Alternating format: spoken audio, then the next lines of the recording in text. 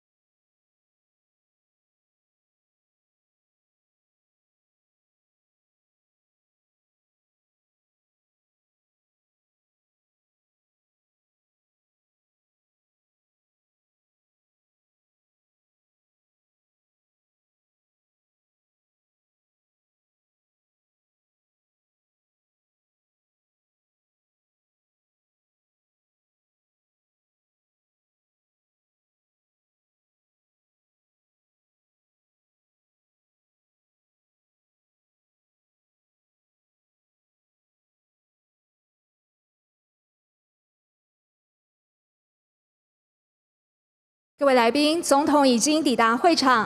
and gentlemen, please welcome Her Excellency President Tsai Ing-wen, TFD Chairman and Speaker of the Legislative Yuan, Mr. You Xi-kun, and Taiwan's Minister of Foreign Affairs, Dr. Zhao Xie Joseph Wu.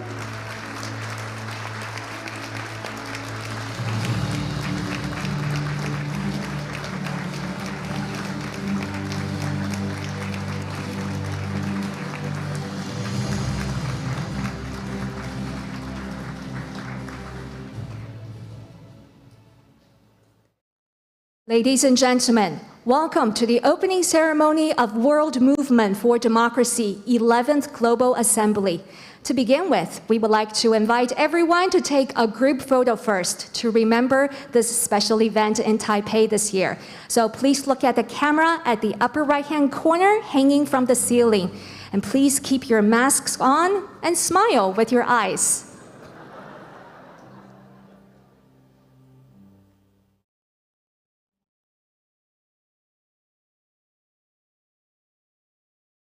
Beautiful. Thank you very much for joining the photo shoot. Today's event will now commence. Let's watch the opening video together.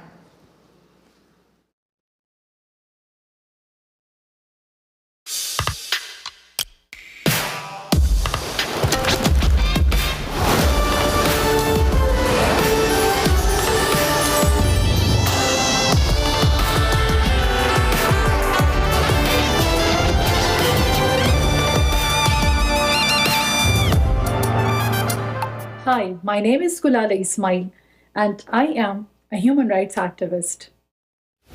The world is at a crossroad, facing an authoritarian future. The number of democracies around the world continues to shrink, and freedom and rule of law are out of reach for more and more people. But the public demand for democracy remains strong. There are bright spots where democracy movements have pushed back and won against the global spread of autocracy. Even in very restrictive places, People continue to organize, to demand freedom, justice, and accountable governance. Today, we want to celebrate our resilience, articulate our visions for the democratic future, and build stronger coalitions to achieve that future. This year's theme for the Global Assembly of the World Movement for Democracy is Claiming the Democratic Future, Unifying Voices for a New Frontier. At this Global Assembly, we will dive into 4 topics: protecting and expanding civic space, making technology work for democracy, reclaiming fact-based information, and cultivating a next generation of democratic leaders. Since 1999, leaders of the democracy advocacy community have come together at our global assemblies to build solidarity and share new ideas and lessons learned. The global assemblies have served as launching pads for collective efforts to tackle challenges of civic space, foster regional collaborations, and empower emerging democratic leaders. This year's assembly will be equally momentous. We hold this global assembly in Taiwan for a number of reasons. Taiwan's success as a vigorous democracy makes it an inspiring example of the ways democratic institutions can create a robust society, celebrating diversity and empowering new generations. But as strong as it is, Taiwan is also an example of why the global community of democracy advocates must support each other in the face of overt authoritarian threats to their freedom. The demand for democracy continues to be strong. We as a community are inspired by the many people who resist the corrupting forces of an unjust few. Let's join together to work towards a future that serves all people.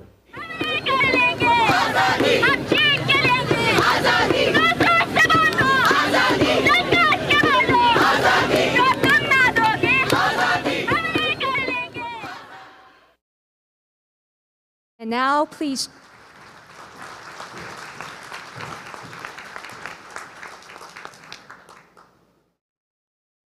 And now, please join me in welcoming to the stage Maria Ressa, Chair of the World Movement for Democracy Steering Committee, to give us the opening remarks.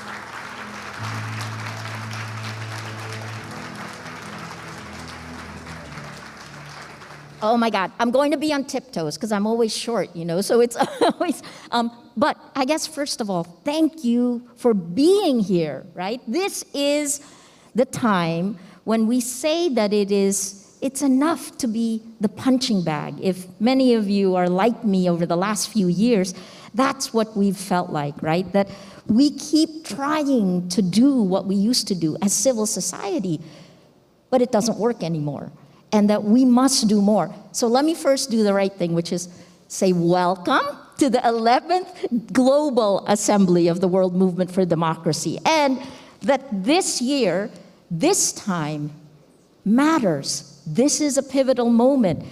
You heard from the video the 3 ways, when we go back to what this movement is about.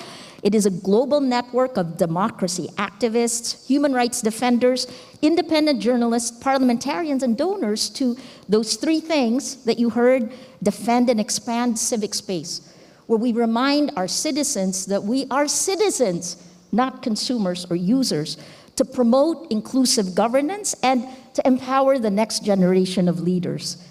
The last time we were all together like this was in 2018 in Dakar, Senegal. The world has drastically changed since then. Our incentive structure has fundamentally changed. We know that lies spread at least 6 times faster than facts over the social media platforms that now connect all of us, which means that if you say a lie 1 million times, it becomes a fact. And I'm going to quote the 3 sentences I've said repeatedly over and over. If you don't have facts, you can't have truth. Facts, truth. If you don't have truth, you can't have trust. If we don't have any of these 3, we don't have a shared space, democracy as we know it is dead, and we cannot solve the existential problems we face. So I'll just talk about the impact in the 2 ways that we have to deal with, which is personally for each of us, right? When social media has been used for information warfare. And the very platforms that connect us to each other, that give us supposed facts, are actually used to insidiously manipulate us. It's become behavior modification system. The three layers it affects us: the personal, each of us on social media, as groups, sociological, and then finally the one we rarely talk about, all the way up at scale globally, is emergent human behavior. The worst of humanity is what is encouraged by the information ecosystem we now live in. That brings us to something I know you will hear from Ann Applebaum, our keynote speaker today, to this point where we are in the last 2 minutes in the game of democracy. And I say that if we have no integrity of facts, then we have no integrity of elections. Now take a look at every single election this year. There are more than 30. We're finishing Brazil now, and then we're moving on to the United States. 2024, Venezuela begins its Nigeria, Turkey, Africa, 2023, and then on 2024, the last 2 minutes, in 2024, what's there? You have India, the world's largest democracy, Indonesia, the world's largest Muslim population, and the United States. If nothing changes drastically in the next 2 years, there will be more illiberal leaders elected democratically, tipping the balance of power globally from democracy to fascism. So, this is what we're here to address. The Assembly is this hugely important opportunity for all of us to unify our efforts and to find collective action, to look at a global movement. And there is no better place to do this than in Taiwan, Madam President. It is where David wins against Goliath, where collective action wins over manipulation. This is what I hope we do. And let me just end with this last part, which is, in the Philippines, we had to ask ourselves a question that I hope you ask yourselves today. And there are so many activists here who have given up so much. Some of you who can't be named because you are sacrificing so much. The question is, what are you willing to sacrifice for the truth? It is a question Taiwanese know. It is a question those who are fighting for democracy know in their hearts. And if we answer that question today collectively, in the next few days, we'll have moved a step forward in trying to preserve these values and principles. So let me just end with, I'm so looking forward to being with you. I'm going to quote Indonesia. They have this kind of acronym, NATO, and this is what we do not want to do. NATO, like NATO, NATO, no action, talk only, NATO. We will talk and we will act. That's what we hope to do. Now, let me introduce you to Mr. Alvin Chang, representing the Taiwan Association for Democracy. The Taiwan Youth Association for Democracy is one of the 5 civil society partners that the world movement has worked to make this assembly happen. The Taiwan Youth Association was founded in 2018 to promote the participation of young generations in democratic politics. We need stronger, more engaged civil society. That group shows us what it has done in Taiwan. The association is the first young organization in Taiwan that emphasizes policy advocacy and youth empowerment. Today, they are driving a powerful campaign advocating a constitutional amendment to lower the voting age from 20 years to 18 years. Ladies and gentlemen, Alvin Chang.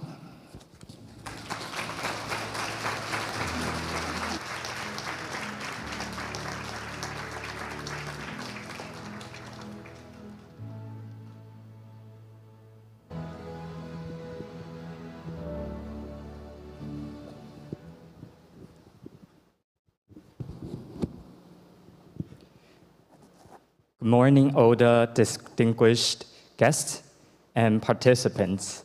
I'm Elvin Chang, Head Director of the Taiwan Youth Association for Democracy. On behalf of the association, I'm really grateful for the invitation from the World Movement for Democracy. Along with Taiwanese civil society organizations, including Taiwan Foundation for Democracy, Garden of Hope Foundation, Information Operations Research Group, and Taiwan Tongzhi LGBTQ+ Hotline Association. I also want to welcome all of you to our beautiful country, Taiwan. Throughout the history of Taiwan democratic movements, the youth generation of the different era always played an integral role in pushing forward the Taiwan democratic progress of Taiwan. For example, almost 100 years ago, in the 1920s, there was a Taiwan petition movement to establish the parliament for Taiwanese people. The youth at that time not only devoted themselves in the movement, they also established the Taiwanese Cultural Association and initiated the Taiwan Cultural Enlightenment movement.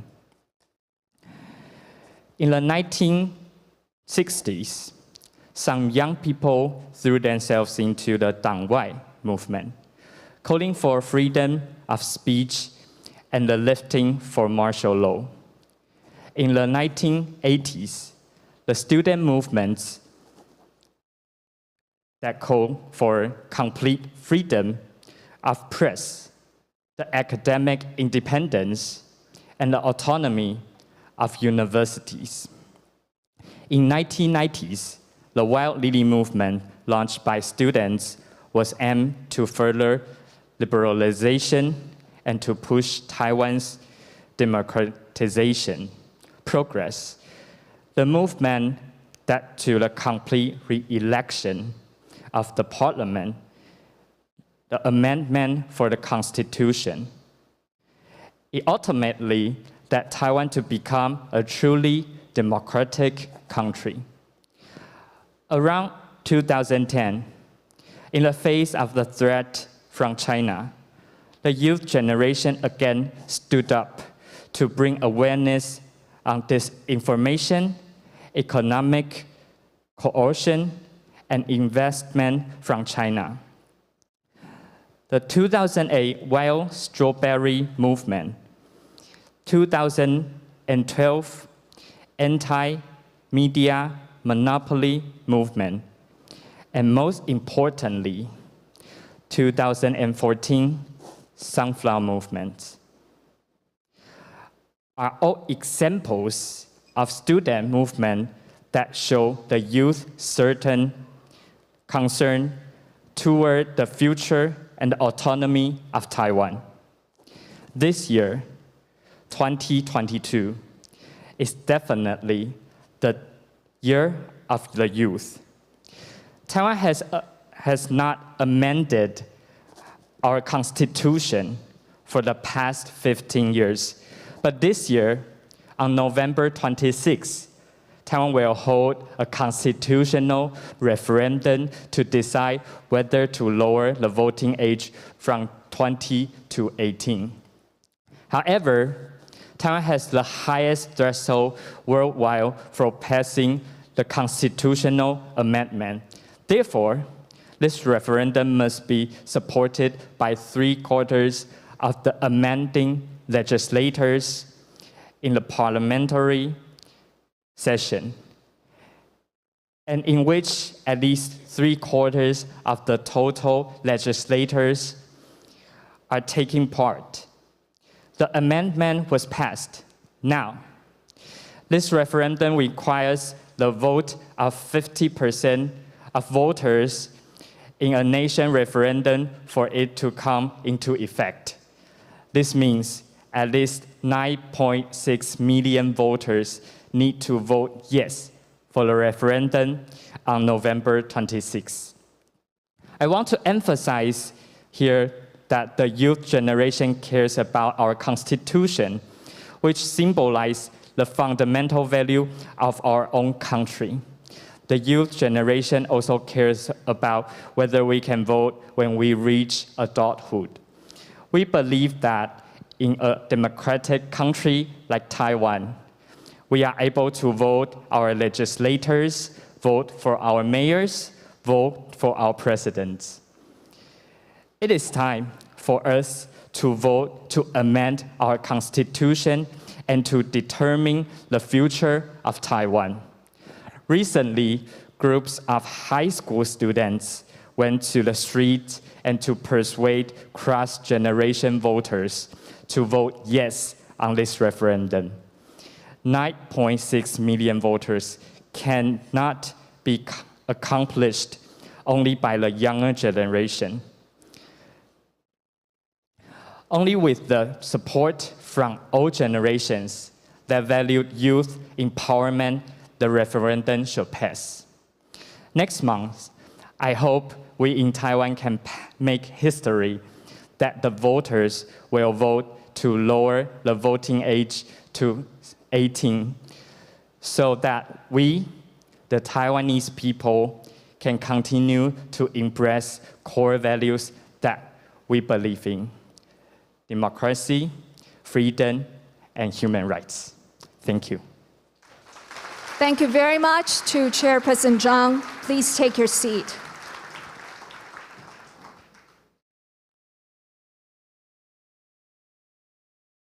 接下来要请游锡坤董事长致辞。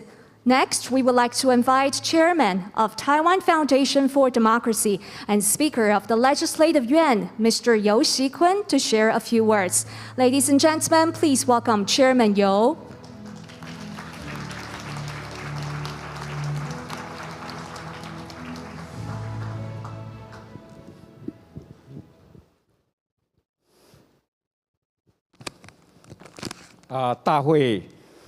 Lisa 主席 Chairperson Maria Ressa, Chairman Kenneth Wallach, President Damon Wilson, Elvin Chang, who just spoke, Minister Joseph Wu, distinguished guests, ladies and gentlemen, good morning. First of all, I would like to welcome, in my capacity as Taiwan Foundation for Democracy Chairperson and Legislative Yuan Speaker, all of our foreign guests to Taiwan. It is a great honor for Taiwan to host the first in-person global assembly of the World Movement for Democracy since the COVID-19 pandemic abated. Hosting the global assembly of the World Movement for Democracy in Taipei in 2022 is one of the 62 commitments made earlier this year by Taiwan in response to the Summit for Democracy hosted by United States President Joe Biden. That we are gathering here shows Taiwan is a trustworthy democratic partner for the global community. This year celebrates the 11th Global Assembly of the World Movement for Democracy.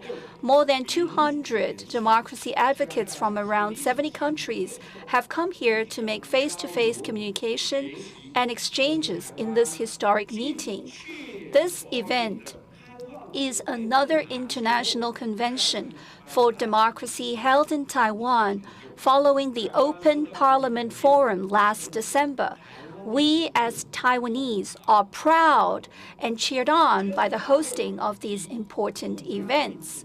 The Global Assembly's theme, Claiming the Democratic Future, Unifying Voices for a New Frontier, has a very special meaning this year.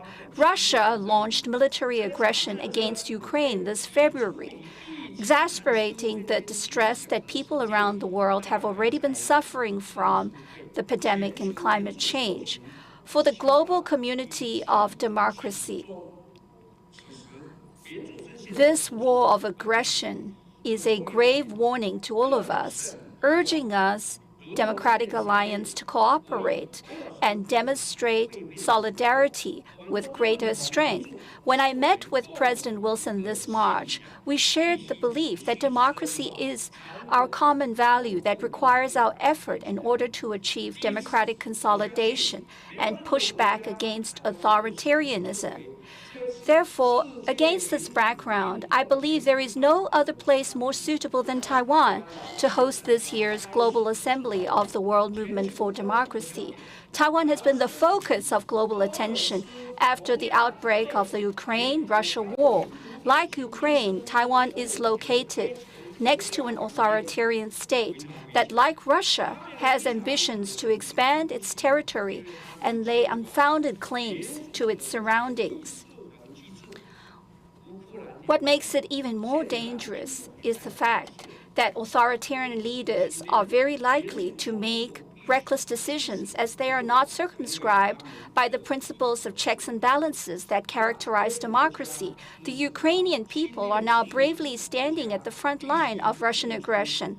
The alliance of democracies has to unite and act as their powerful backing and show dictatorial and authoritarian regimes that the price for invading liberal democracies is too high for them to bear.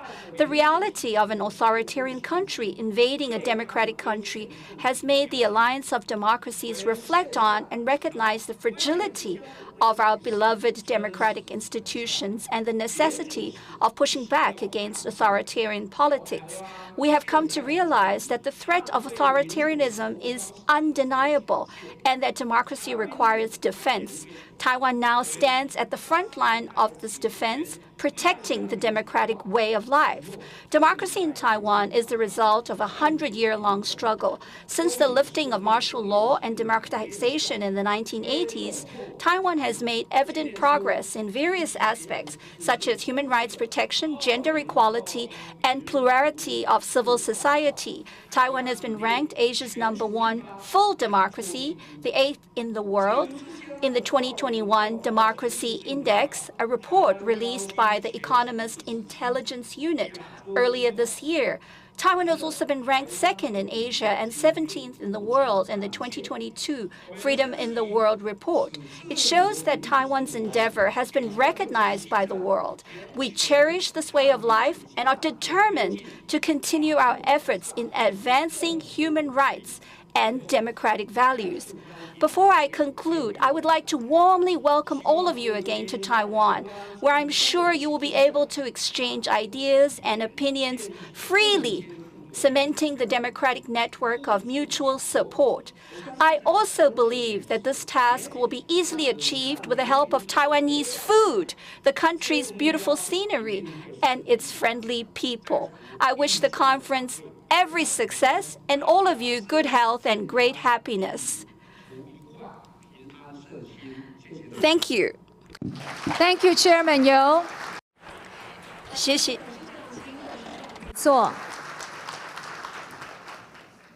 Once again, we would like to thank Chairman Yo for your encouragement and support. 接下来恭请总统致辞。And now, ladies and gentlemen, please join me to give a warm welcome to Her Excellency President Tsai Ing-wen.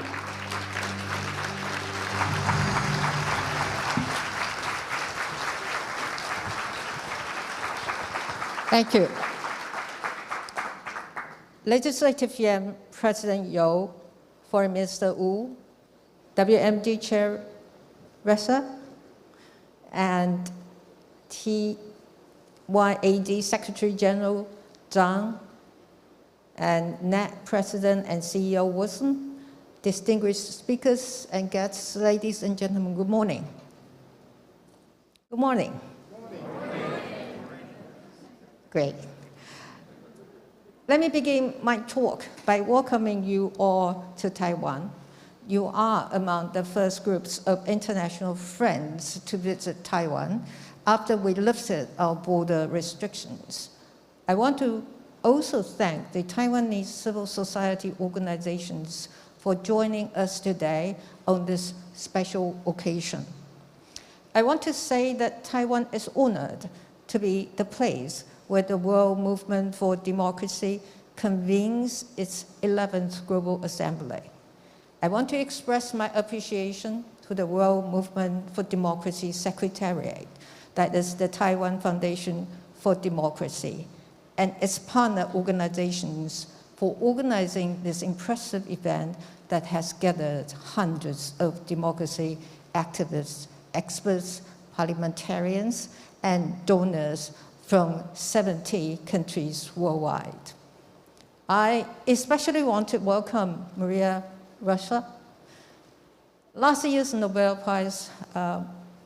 Peace Prize laureate, to Taiwan again. Your courage and commitment to media freedom and the freedom of expression inspires us all. Congratulations on your new position as the chairperson of WMD's steering committee. I'm sure your leadership will invigorate democracy around the world. I see the next former president, Carl Gershman, is with us here today. It is wonderful to see you again after such a long time. Your staunch support for Taiwan and the Taiwan Foundation for Democracy is something we will always be grateful for. I also see next new President Damon Wilson here. It is also great to see you again after you brought the wonderful news that the World Movement Steering Committee unanimously chose Taiwan as the location for its assembly. Thank you.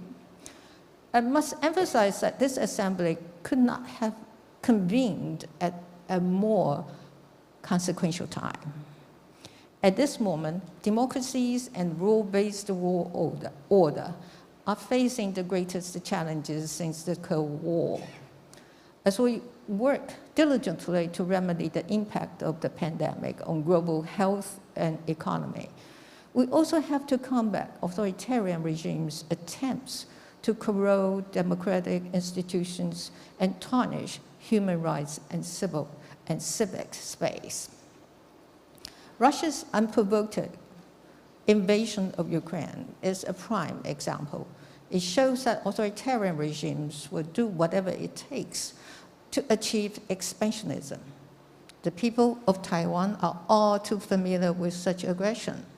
In recent years, Taiwan has been confronted by increasingly aggressive threats from China, from military intimidation, cyber attacks, and economic coercion to gray zone activities and influence operations.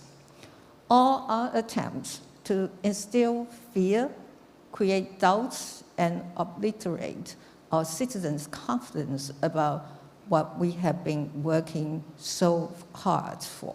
That is our democratic way of life. However, even under constant threats, the people of Taiwan have never shied away from the challenges of the authoritarian interference. Instead, the Taiwanese met them head-on and fought against forces looking to undermine our hard-earned democracy. Now, we're eager to share our story of resilience with you all and learn from your experiences as well. The Taiwanese people fought for decades to bring about the vibrant democracy we enjoy today. In Taiwan, democracy is more than a fundamental value that unites our people. It is also a critical asset in addressing major challenges. Our democratic ideals are at the heart of our effective pandemic response. They informed our continued work to improve government transparency. And they guide us in empowering all of our people to have a stake in our country's future. The driving force behind the development of our democracy is our civil society. It has played an integral role in Taiwan's democratization. Now, it is an active, mobilized, and effective check on government. I believe the involvement of Taiwan's civil society in the governance of our country is unparalleled in the region. Moreover, as we look to the future, we must also ensure that young people are empowered to contribute to this movement. In Taiwan, we are currently working to empower our younger generation with the right to vote and to make changes at a younger age. I'm happy to see the involvement of the Taiwan Youth Association for Democracy as a partner to this assembly. I'm also happy to learn that prior to the assembly, there was a series of youth consultative meetings that took place in multiple regions of the world, where young democracy leaders strategized to make the world they live in a better place. Together with the sessions on youth participation, I'm sure this assembly will help spur awareness and action among the younger generation. As we observe the aftermath of Russia's invasion of Ukraine, Taiwan is proud to play a role in the efforts to assist the Ukrainians in their struggle to defend their country and freedom.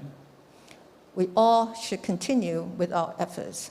The challenge posed by authoritarian regimes is an important wake-up call for democrats worldwide. While extraordinary challenges remain, we must work together to strengthen our resilience and safeguard our values. More importantly, we can only achieve this by understanding authoritarian tactics. And with this understanding, we can then strategize on how to counter influence exerted by authoritarian regimes. We must also rekindle the democratic alliance to serve the interests of the international community. The World Movement for Democracy's Global Assembly is the perfect occasion for this important work. I want to end my talk by thanking you all again for your physical presence in Taiwan today. It is a demonstration of your support for Taiwan and its democracy. The people of Taiwan are always grateful and treasure such support. Through gatherings like this, we can reaffirm our solidarity and build our democratic resilience together. Lastly, I want to take this opportunity to congratulate those who are being honored with the Democracy Courage tributes. Your extraordinary courage in championing for democracy and human rights is an inspiration to us all. I hope that your participation in this assembly helps deepen global democratic ties and spur new ideas for the democratic future. I know there's a culture night later this evening. I hope you enjoy the performances and the discussions. I wish you all a productive assembly and hope you enjoy Taiwan's beautiful scenery, people, and of course, our delicious food. Thank you very much. Thank you very much, President Tsai. 请总统回座。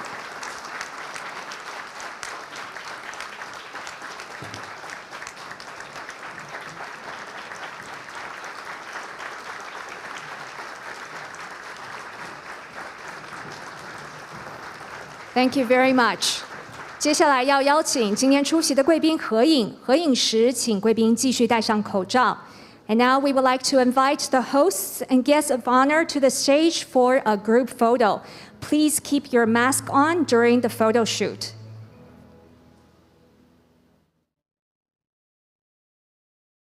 Please welcome WMD Steering Committee members, Dismas Kitenge from Democratic Republic of Congo.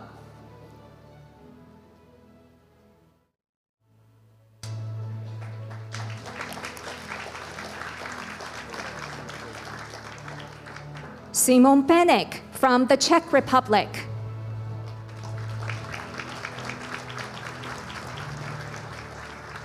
Ketavan Chachava from Georgia.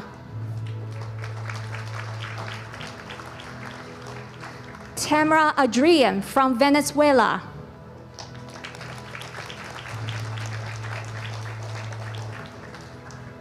Glennis Changachiriri from Zimbabwe.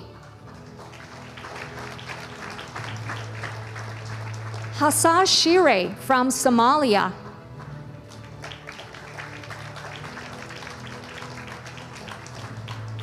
Sukjong Lee from Korea.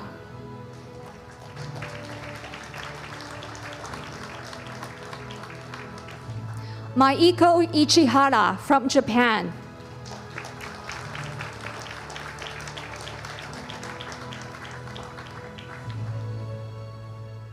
Tanya Hamada from the Philippines.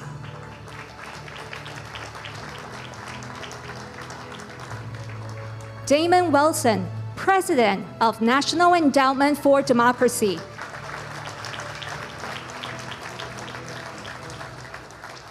Alvin Zhang, Chairperson of Taiwan Youth Association for Democracy.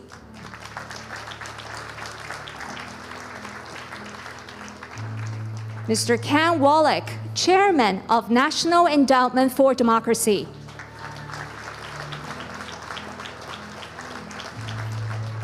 WMD Chair Maria Ressa.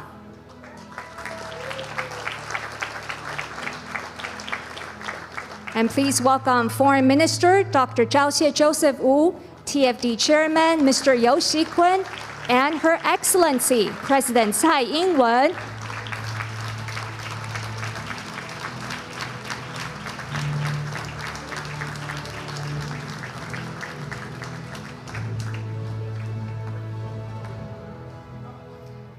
Ladies and gentlemen, please look at the camera in the center together.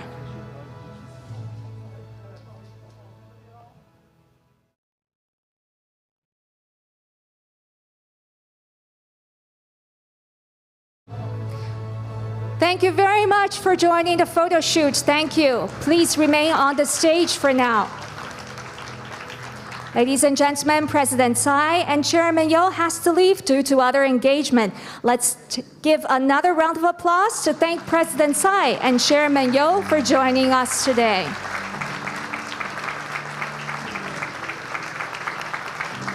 Thank you very much for your patience. Please take your seats.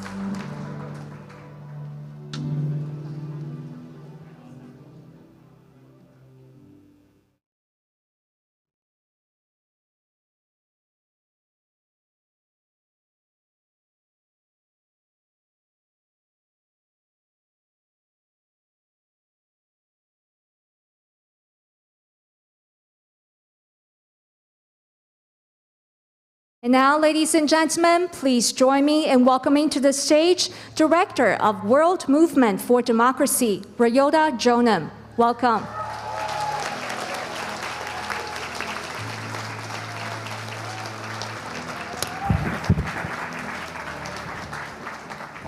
Welcome to the Global Assembly of the World Movement for Democracy. My name is Ryota Jonan. I'm representing the Secretariat of the World Movement for Democracy in Washington, D.C. First, I'd like to actually thank our local partners, namely Garden of Hope Foundation, IROG, Taiwan LGBTI Hotline, Taiwan Youth Association for Democracy, and Taiwan Foundation for Democracy, namely Katie Chen and Obi Yang, for working with us tirelessly to make this event happen and welcoming you today. So thank you, Taiwanese partners.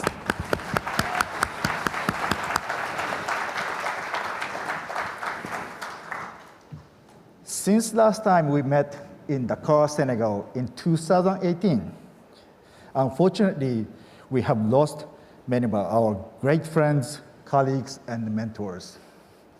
I'd like to actually take a moment to honor them today.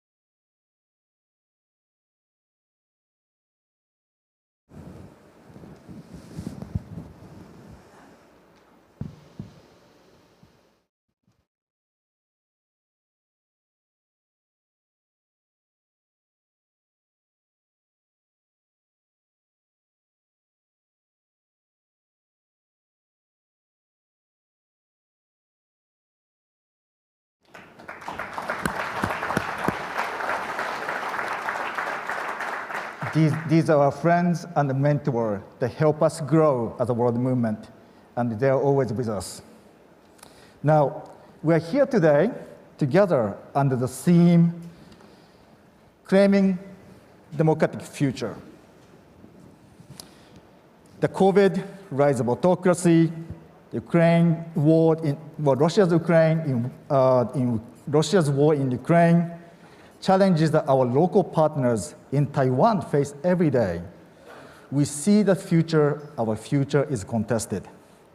We need to fight and work together to claim the democratic future. Overall, we have a great lineup of speakers to provoke your thinking and expand your imagination. The Assembly's agenda is built on 4 pillars: civic space, information ecosystem, digital technology, and the next generation. 3 days of assembly that you're going to experience today and tomorrow and the day after tomorrow is structured as such that day 1, we'll be deepening our understanding of challenges that we are facing. So you'll be having different conversation speakers to help us think through. Day 2, the session focuses on sharing and learning of best practices, what's working, what's not working. Day 3, we want you to join our partners initiative so we can take action together. Day 3, as it was mentioned earlier, through the Democracy Courage Tribute, we will express our solidarity with democracy movements that demonstrated extraordinary courage these days. The Assembly is a big networking platform.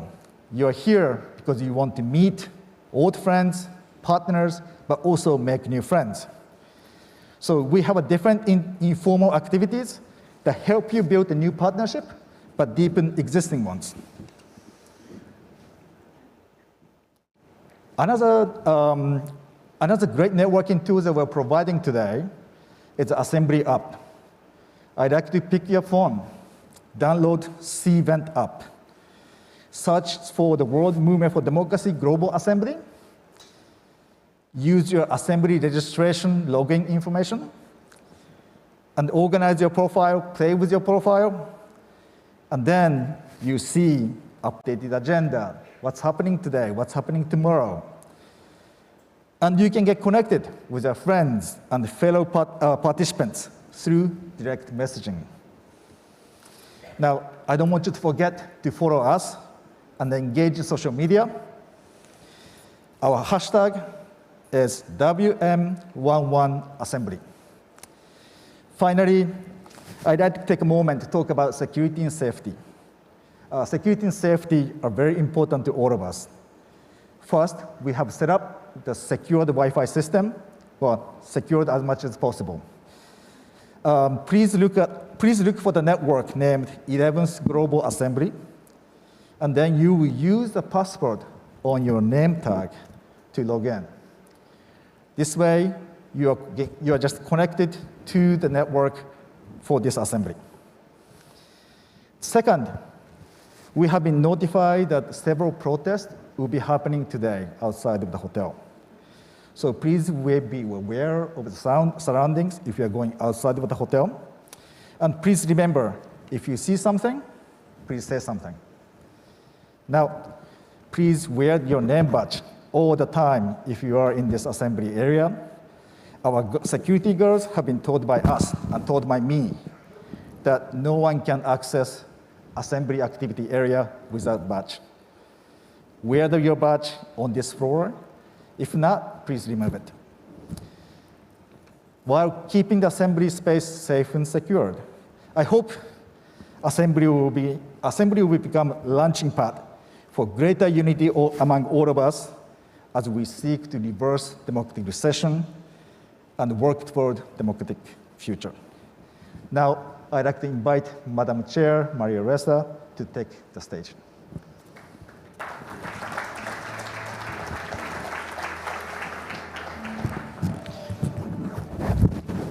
Okay, fantastic. All right, this is really exciting for me. So first of all, use the hashtag WM11Assembly. Please take out your cell phone. And then take that hashtag and prepare. I'm going to read to you a little bit of what Anne Applebaum has done. It is fantastic to have her here in Asia. We grew up as journalists in the golden age of journalism.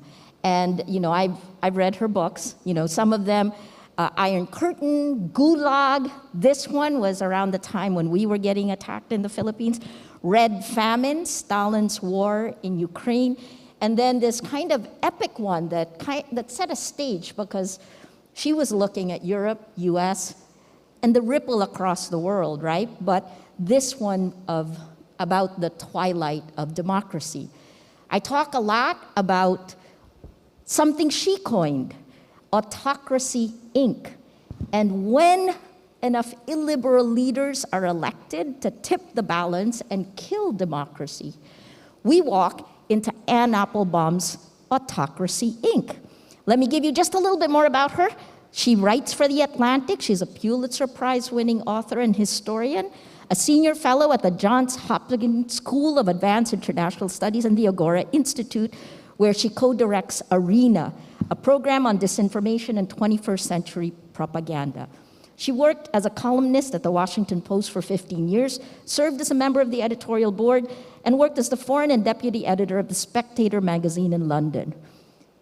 She is all of this and so much more, living history, chronicling history, giving us the temperature check of this moment in time. Ladies and gentlemen, please tweet that. Tweet Anne is speaking. You can watch the live stream at Move Democracy. Please tweet the link. Rappler is also live streaming. Please tweet the link. And let us welcome Anne Applebaum.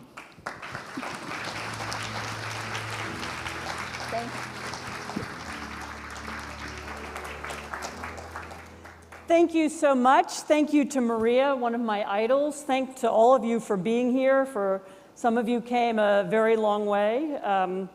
And I'm grateful for the invitation and glad that I have this opportunity to address such a distinguished audience. As we are sitting here, a brutal war is unfolding in Ukraine. The brutality is not only evident on the battlefield. Russian soldiers have rounded up civilians, beaten them, sent them to concentration camps, and deported them to Russia. When the Ukrainians liberate their territories, they find mass graves, they find makeshift prisons and torture chambers. The violence illustrates a central fact about the war, which is that this regime is fighting not just to occupy parts of Ukraine, not just to conquer Ukraine, but also to show the outside world that it doesn't care about human rights, about the laws of war, about respect for borders, or 70 years of European and UN diplomacy, and it will no longer pretend to do so. At the same time, on the other side of the world, Iranian police and security services are carrying out acts of brutality too. Young women and even schoolgirls have marched and demonstrated for the right to be unveiled, the right to travel and to work freely, the right to make their own decisions about their own lives. And their demands and the demands of factory workers who are on strike in sympathy have also been met with repression and arrests and violence. One young Iranian girl was murdered for singing a resistance song. Russians have also forbidden Ukrainians from singing Ukrainian songs. So different regimes, same tactics. Meanwhile, somewhat closer to where we're sitting, the Chinese Communist Party last week held a Congress that consolidated the one-man rule of Xi Jinping, who is now the de facto dictator of the largest country in the world. And he has come to enjoy this position by staging a war on corruption that turned into a mass purge, by inventing new surveillance tactics that control the movement of ordinary people, and by undermining the powerful democracy movement in Hong Kong and civil society around the rest of the country. Usually we think of these stories, Russia, China, Iran, as belonging to completely different geographic areas, different topics. We assume they have little relationship to one another. But the fact that they are all unfolding at once is not a coincidence, because in fact they're closely linked. And let me use the time that I have with you today to explain how and why. All of us have in our minds a cartoon image of what an autocratic state looks like. So there's a bad man at the top, and he controls the police, and the police threaten people with violence, and there are evil collaborators and maybe some brave dissidents. But in the 21st century, this cartoon bears very little resemblance to reality. Nowadays, autocracies are run not by one bad guy, but by sophisticated networks of kleptocratic financial structures, security services, the military, the police, surveillance groups, and professional propagandists.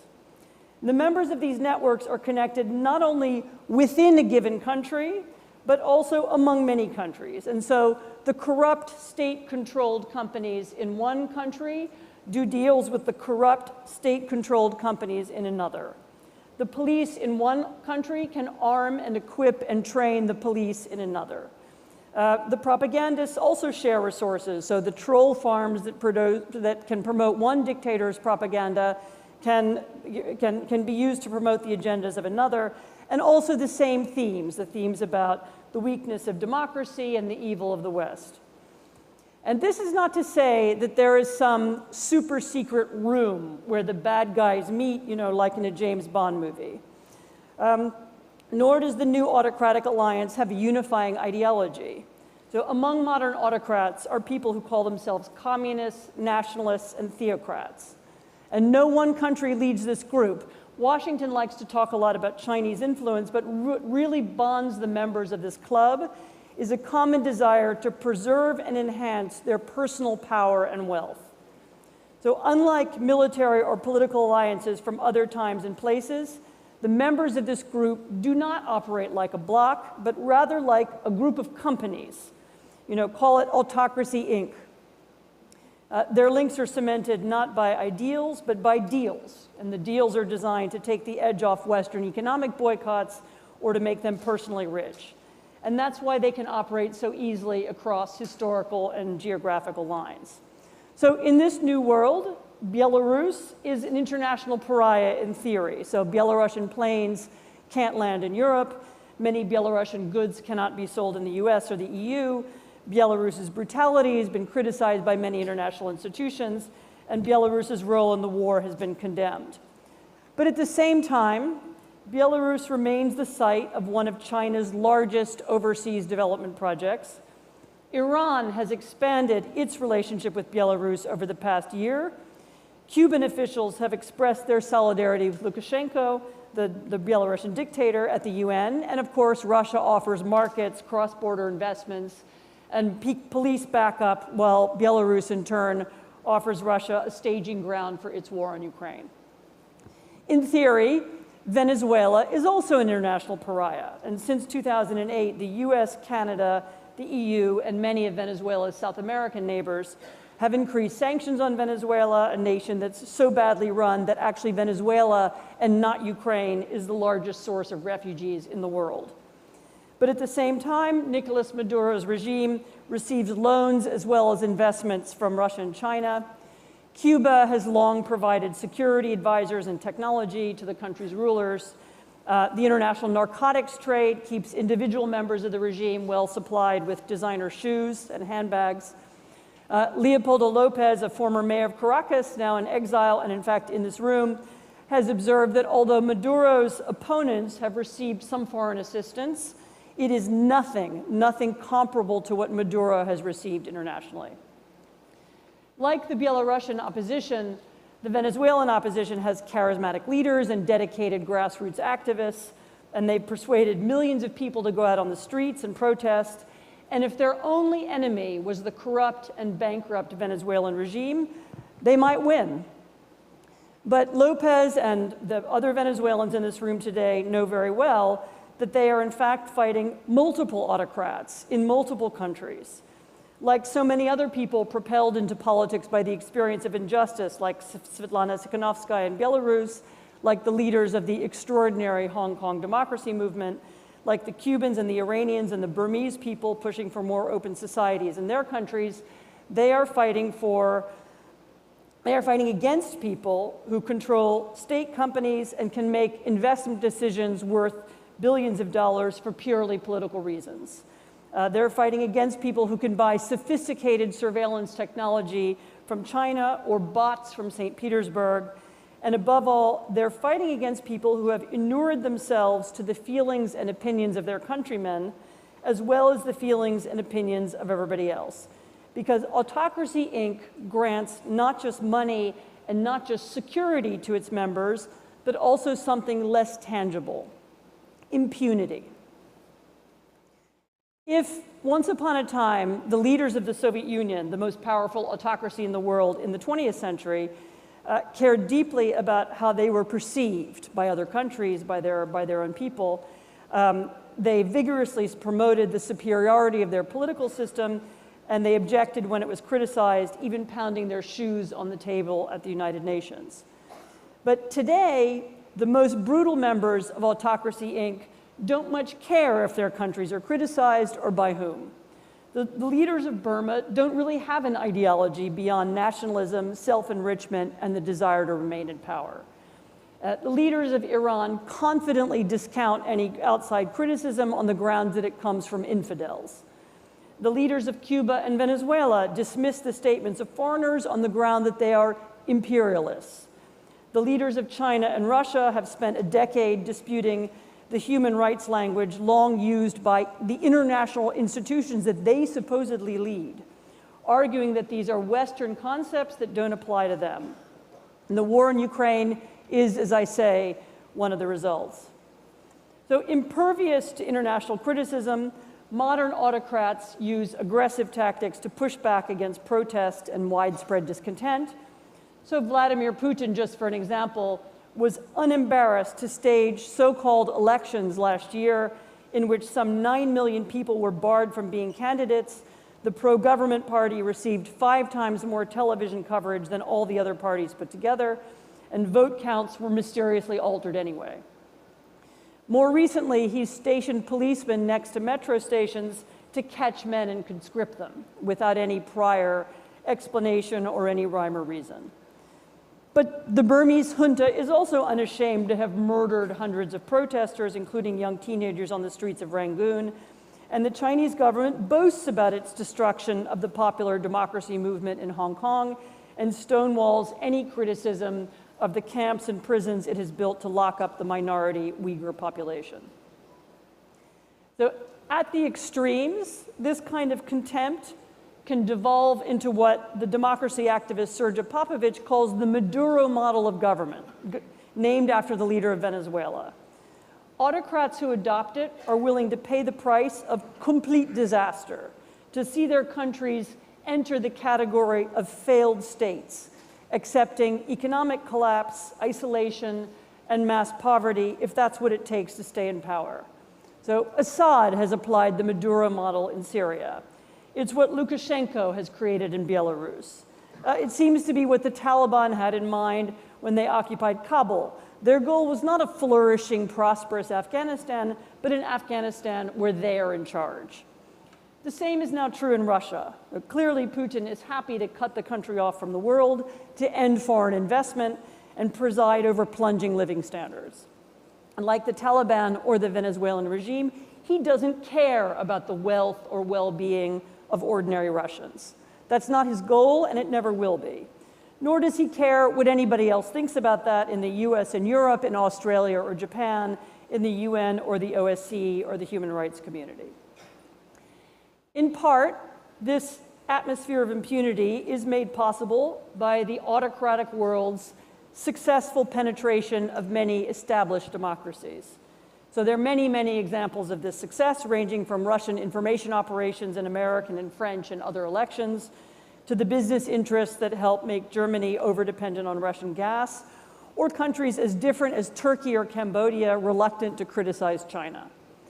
And some of these influence campaigns are quite subtle, offering not punishment or criticism, just opportunities. So some American and European companies have come to understand, for example, that business deals will be presented. They will appear for those who learn to go along with the autocratic line.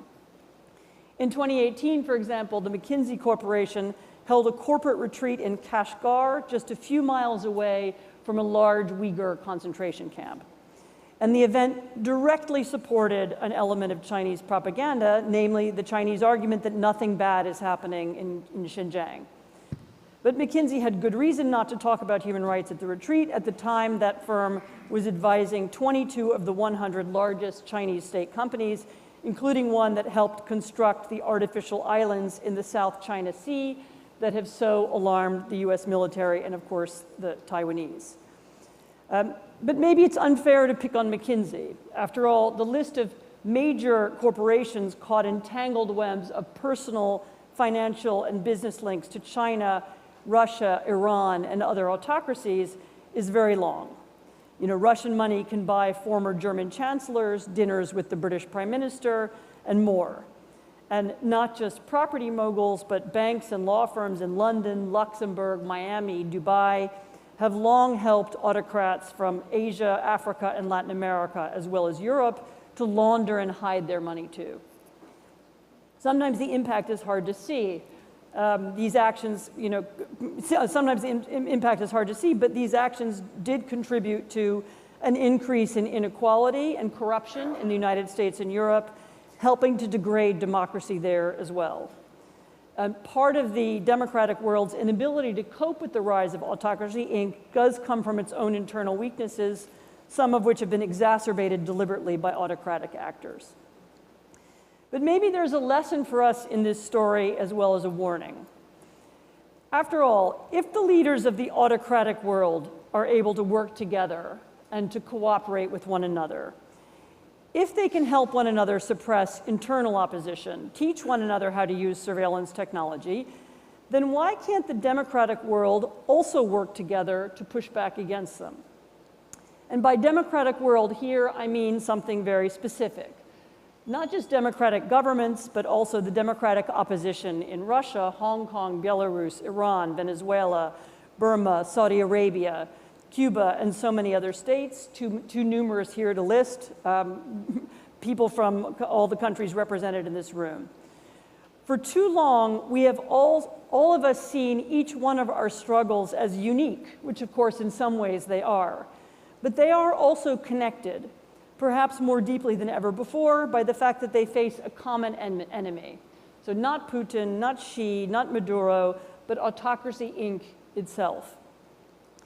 Of course, some links between democracy activists around the world already exist, and the fact that you are all here in a single room in Taipei is evidence of that fact.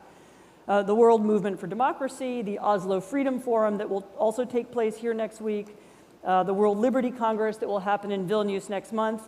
These are all meetings that are held precisely in order to deepen the ties between activists from around the world. But simply meeting is not enough. We should all begin to think rather of what we can do together. Where are the concrete areas of cooperation that might make a difference?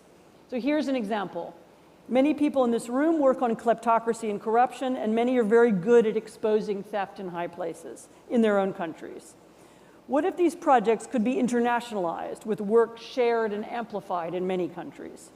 What if the investigators focused not only on their own countries, but on the connections between countries? What if we could find ways of telling that story in a manner that reaches more people on the YouTube channels and social media accounts that we all share? So many in this room also had the experience of lobbying their own governments about reform of the financial system to minimize corruption. What if that lobbying were coordinated internationally by people from dozens of countries across many time zones to focus on international kleptocracy? Maybe we could get better laws passed, and maybe we could reach more people. But I could make the same argument about funding, technology, legal issues, the fight against autocratic propaganda as well.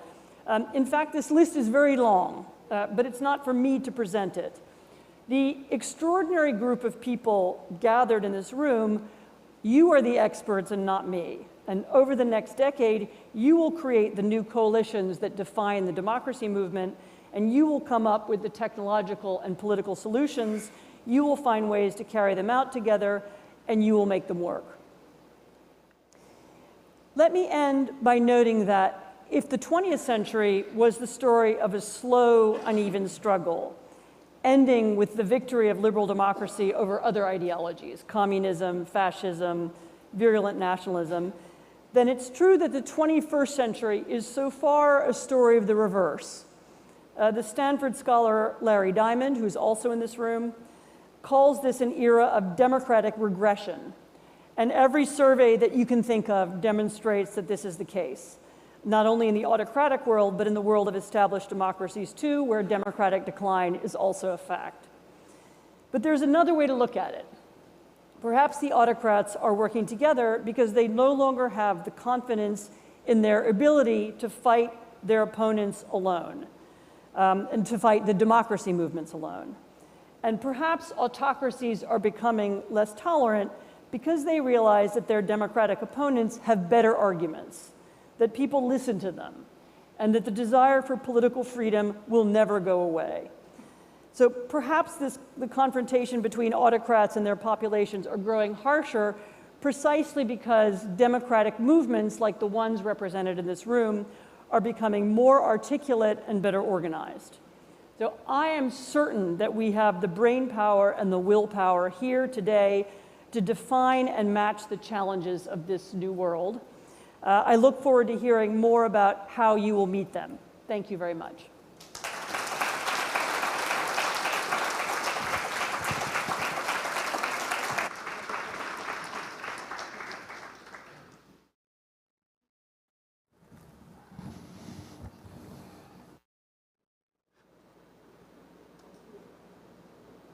Thanks so much.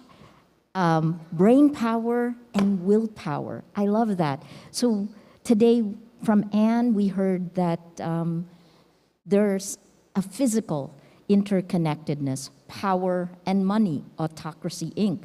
Tomorrow we'll talk about the technology that also winds up working against us, showing how much more we have in common than we have differences.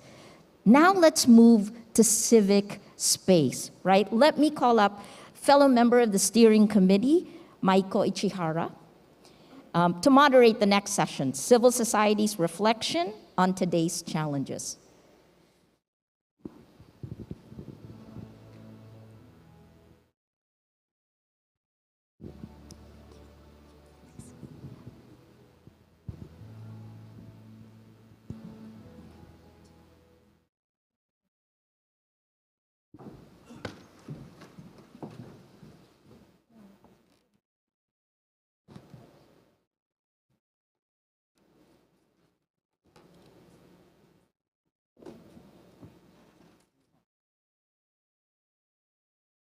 Well, hello everyone. I'm Maiko Ichihara. I'm Professor of International Relations at Hitotsubashi University, Japan. And I'm really honored to moderate this session on civil society reflections on today's challenge. Well, this session is organized as a sort of reflection to Ms. Anne Applebaum's speech, which was delivered beautifully just now. And despite the challenges that we have in democracy today, we are fortunate to have courageous people fighting against those autocrats.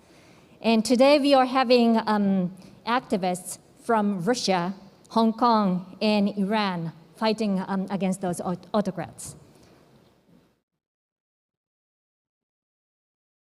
If I may introduce the speakers already. The first speaker is Evgenia Chilikova from Russia. She's a Russian social and environmental activist and Goldman Prize winner for environmental activism in 2012.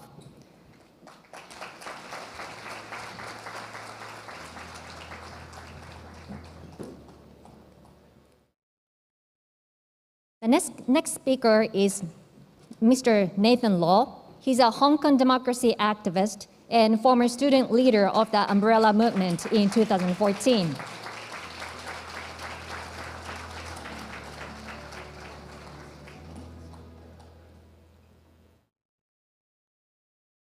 Finally, we have Mazia Bahari, Iranian-Canadian journalist, filmmaker, and human rights activist.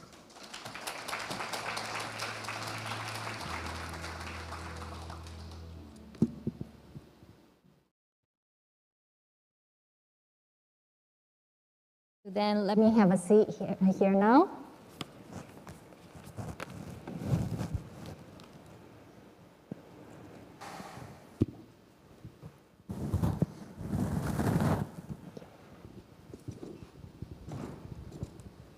So I would like to convey this session in a conversation style. And I want to raise questions to each of the speakers, probably starting Evgenia. Well, right now, we are under this Russian aggression into Ukraine, and Putin's impact onto the international society as well as to the Russian society and Ukraine society has been pretty devastating. And well, please walk us through as for how Putin's autocracy is right now. Is Putin modern autocrat, as Anna Applebaum describes? I want to say thank you a lot for organizing this absolutely incredible event.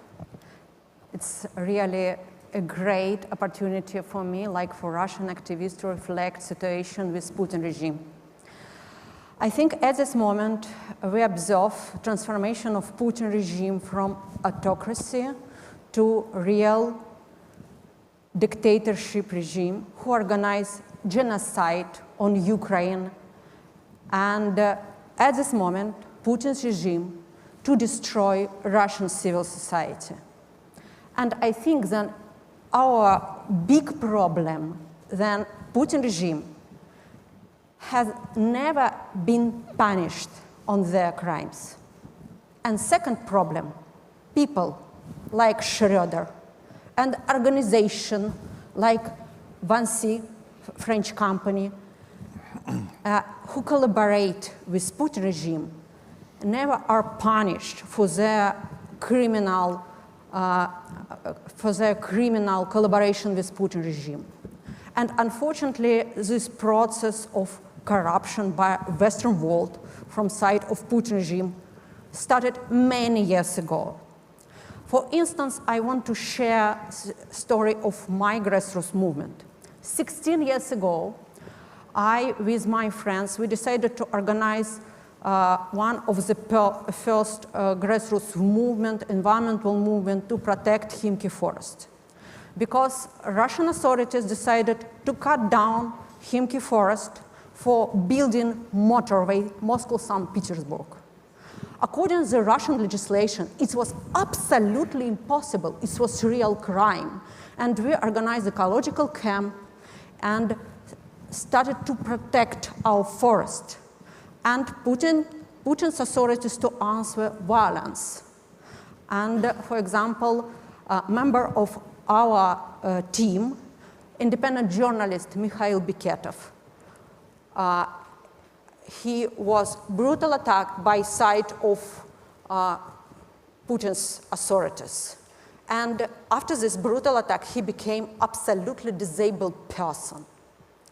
And the big problem of this new project is that Putin regime decided to take money for building this highway from the Russian pension fund and send this money to concessionaire of the project, Vinci company, French company.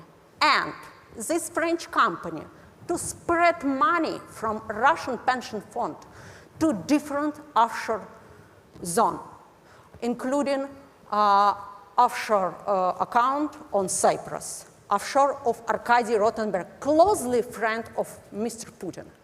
And we submitted this criminal case to French prosecutor office. And we wait answer from French prosecutor office during 8 years. And the great problem that this Vinci company who collaborate with criminal Putin's regime never answer for their crimes. And after this disgusting war against Ukraine, after February and after bombing of Kiev, Vinci company announced that this company continued to collaborate with Putin's Russia. And the same problem was with the project Nord Stream 2. Many years, we are Russian activists to organize struggle against this disgusting project. And we demand from German authorities to stop any collaboration. But unfortunately, German authorities to continue to collaborate with Putin's Russia after bombing of Kiev, after bombing of Ukraine, after genocide of Ukraine. And at this moment, we have a huge problem because Putin regime to organize real genocide of Ukraine people and Western world to continue to buy fossil fuel from Putin's regime. I think it's a real shame. And together, we need to stop it, to stop to feed to criminal Putin's regime. Okay.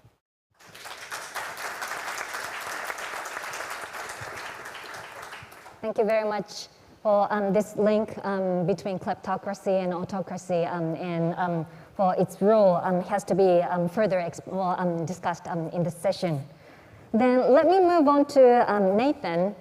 Well, the National People's Congress was just convened recently, and Xi Jinping's third term for the next 5 years was determined.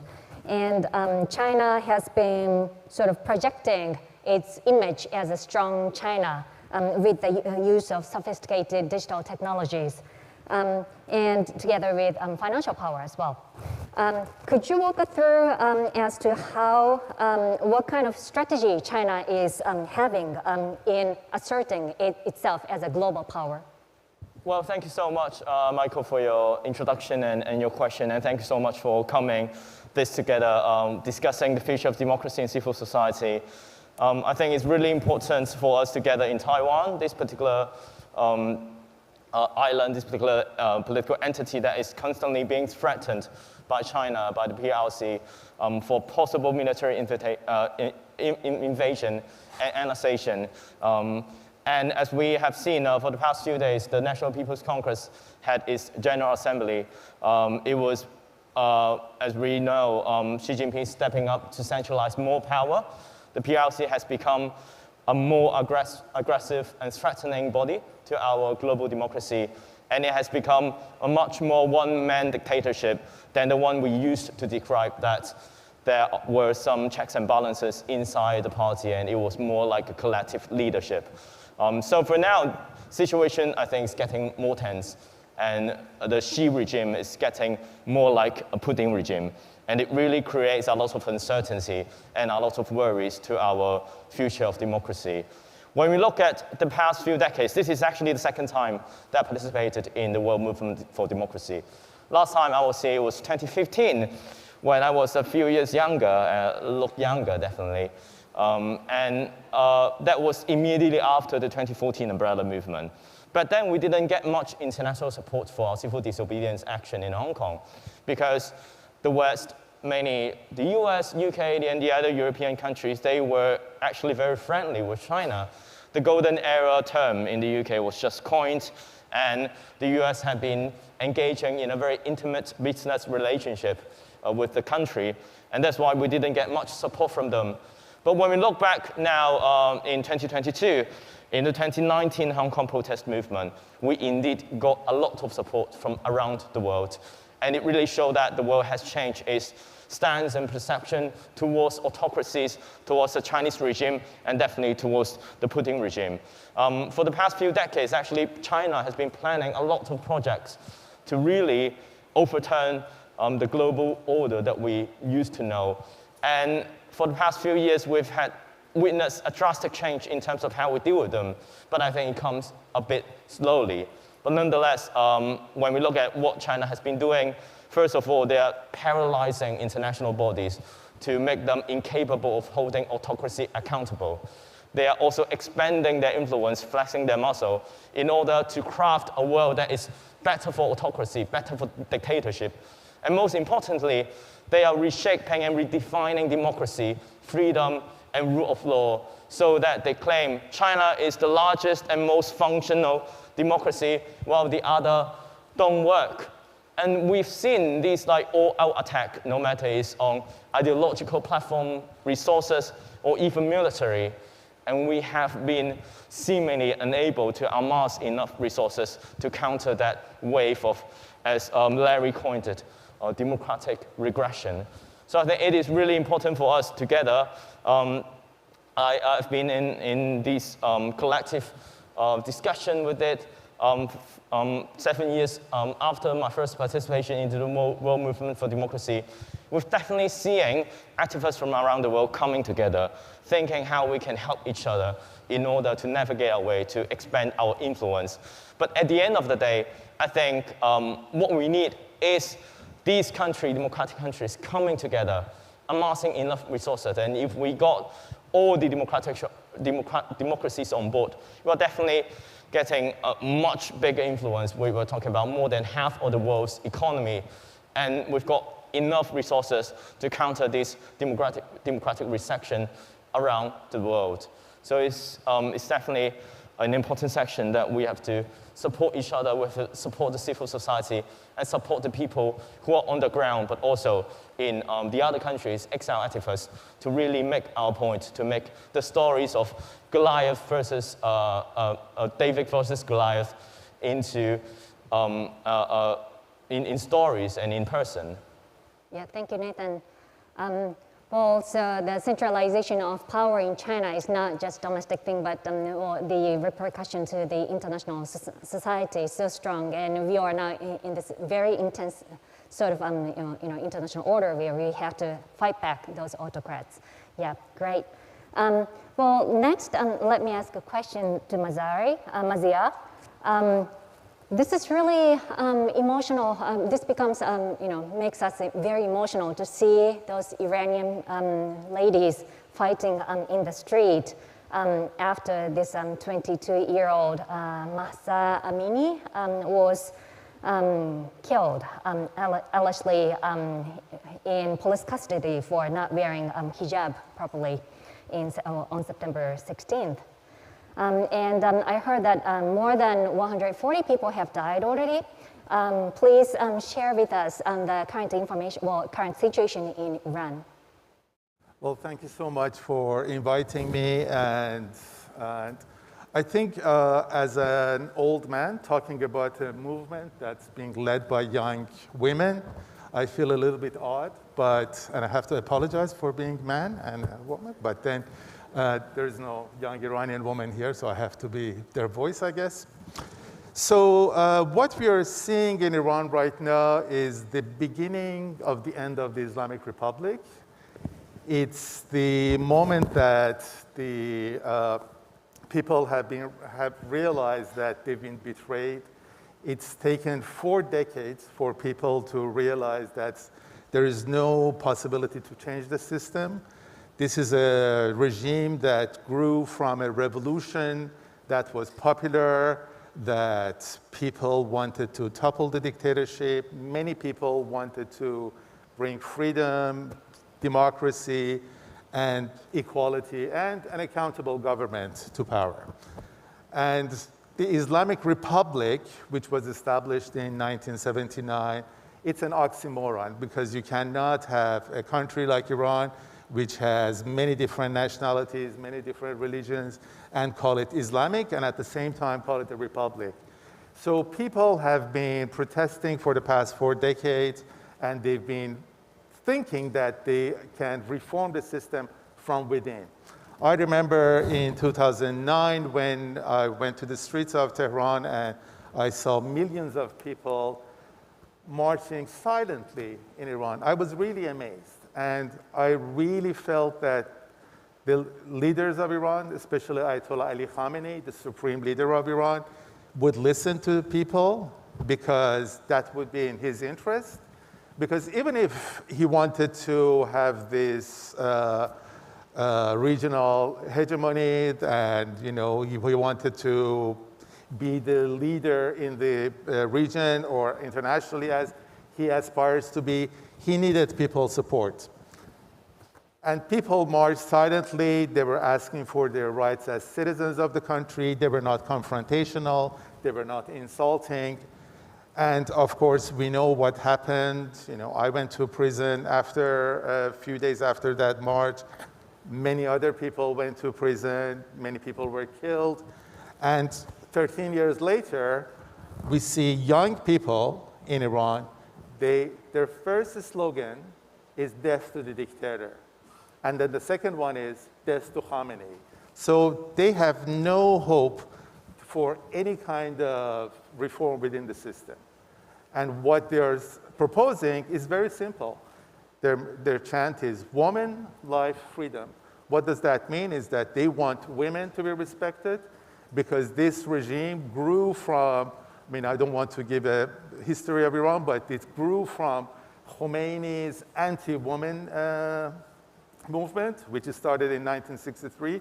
Many people forget how Khomeini came to power. He basically was against women having the right to vote in 1963. And many people followed him, and eventually he came to power in 1979. So they want women to be respected. Woman, life, freedom.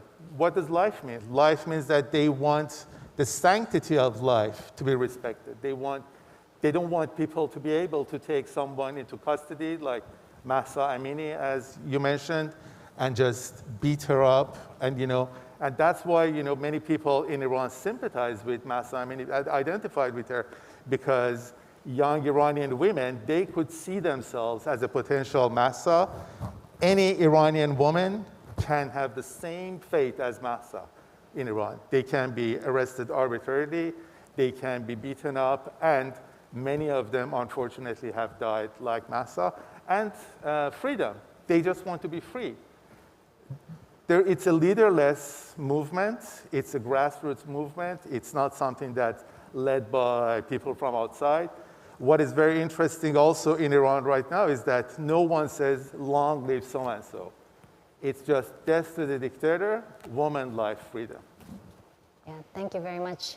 Well, a lot of authoritarians actually bring up the cultural relativism argument, but your statement is really enlightening in a sense that, well, despite maybe a difference in terms of approaches culturally, human rights and governance norms like accountability, transparency, those are really universal values that we all share. Yeah, great.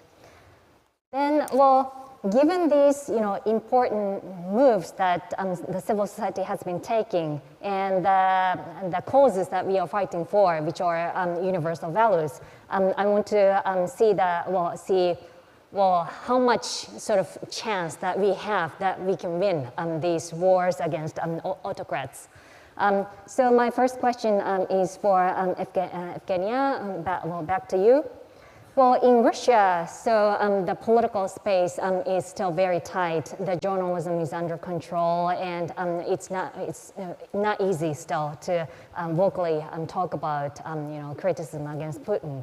And yet the network of those authoritarian regimes has been tightened further. So could you walk us through whether there is opportunity and chances that those democracy movement can win? I think that for activists on Russia, really very important to give a voice. And for this reason, my team, we decided to organize special media portal for activists, and the name of this portal, activatico.org. And if you open our portal, you can observe a map of Russia with dozens of different points. And each of these points, there are a different activity, grassroots activity. And at this moment, our new task of my team, to give more information for Russian civil society about real situation with Putin's crimes against Ukraine. Why it's so important? Because unfortunately, every day, Russian citizenship to get a portion of poison from Putin's TV shows, from propaganda machine. And the mission my team to spread real information about situation on Ukraine, about this disgusting war. And we disseminate this information widely. And thanks of our media portal, we were able to organize support for grassroots groups on different parts of Russia. And it was very important. Why? Because after this disgusting war against Ukraine, our network to transform it to a network for support Ukraine refugees. At this moment, my team to help to organize a new network for support Ukraine war refugees. We focused on people from Ukraine who were by Russian troops to send people from occupied territory of Ukraine through filtration camps to Russian territory. And these Ukraine refugees became without papers, without documents, without money, without any resource. And our new network to organize support for these Ukraine refugees. What we are doing? We organize escape from these Ukraine refugees from Russia to safety countries. We organize 7 shelters around the world for these Ukraine refugees, and well, we organize a special medical support for them. And we help more than 1,500 people to escape from Russia to safety places. And well, we organize for children from Ukraine online schools because these children became without education, and it's a huge problem. And of course, we organize help with humanitarian staff. And I think that it's a win-win strategy when we are Russian activists to organize support for Ukraine refugees. For us, it's extremely important. Why? Because we show for world that Putin, it's not equivalent of Russia. We show that we are Russian activists. We are real Russia. We want to show for the world normal face of Russia. And I hope that in case of collapse Putin regime, we are Russian activists to return to Russia and organize normal democracy on Russia. Thank you very much. It's indeed really important to differentiate the state Russia and the Russian people, and to mobilize the support from the Russian people for this cause for human rights and freedom is so important. Let me then ask Mazia next question about Iran. Well, so right now we are seeing those protests in Iran, but this is actually not rare to see protests. We have been seeing a series of protests every few years in the country. And you had the Green Movement in 2009, and then in 2019 and 20, you had this bloody November protest. And this time around, this protest is now occurring. So I was wondering whether now what we are seeing right now is finally the breakthrough moment in Iran where we can bring freedom there. Well, I don't think that the situation is tenable. Something will change at the end of this process. We are all surprised by the zeal of these young people for change. We are all surprised by the energy of the young people to go to the streets for almost 40 days. And speaking of 40 days after someone's death is very important in Shia religion and Shia Islam, and also for the Iranian culture. So tomorrow, Wednesday, is the 40th day after Mahsa Amini's death. So we will see a mass protest in Iran, and I'm sure that both protesters and the regime, they have prepared themselves. What is very interesting about this set of protests is the spread, is the fact that it's been going on for 40 days. That's been surprising. And it's also the fact that it's being led by young women. These are, the average age of protester in Iran these days is between 16 to 22. So these young people, they do not have any memory of 1979 revolution. They do not know anything about Iran-Iraq war in the 1980s. And even for the Green Movement, which happened in 2009, they don't know much. They cannot, these young women, they cannot be more different from the aging men who are ruling Iran. the leader of Iran, he's 83 years old. His cronies, they are all in their 50s, 60s, 70s. Unfortunately, the average age for an Ayatollah is about 95, so I'm not sure when is he going to die.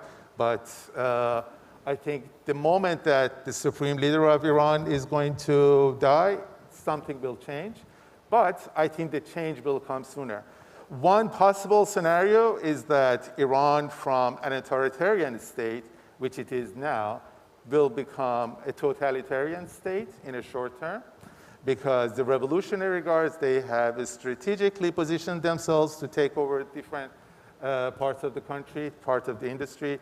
The Revolutionary Guards is not only a military in Iran now, they have universities, they have hospitals, and they also own some of the biggest industries in the country. And they have shares in many even semi-private companies.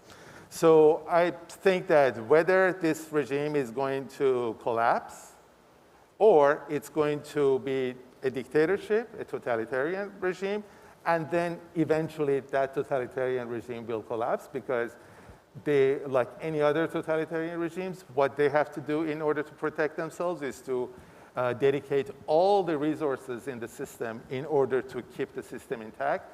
And of course, they cannot provide for people in other aspects, and it can collapse. If you, as you know, in 1981 in Poland, they established the military rule, and it took 8 years for the Polish regime to fall. And I think it will be,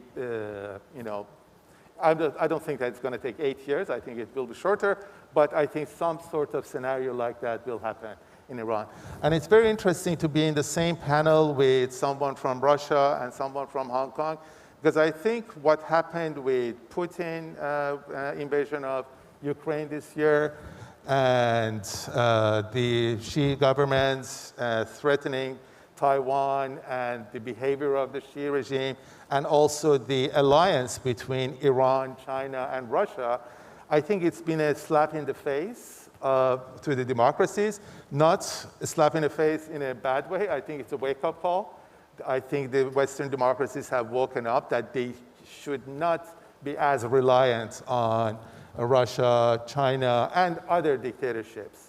Unfortunately, we see that sometimes they think that they can replace China or Russia with Saudi Arabia, which I think will have a similar disastrous results. So I think it's a wake-up call, and hopefully my hope, and you just have to live with your hopes, is that in 10 years' time, it will be a much better, much more resilient. We will see that there is a much more resilient democracies around the world. Thank you very much. Well, probably we should take the opportunity that we are now conveying this world movement for democracy, that tomorrow when we have this 40th day from the death of this 22-year-old lady, we can probably show some solidarity for her and also for the women in Iran, hoping to make some, help them bring some breakthrough. Okay, so the next question is for Nathan, and I think we have still a bit of time, so maybe we can, I can ask the same question to the rest of you as well.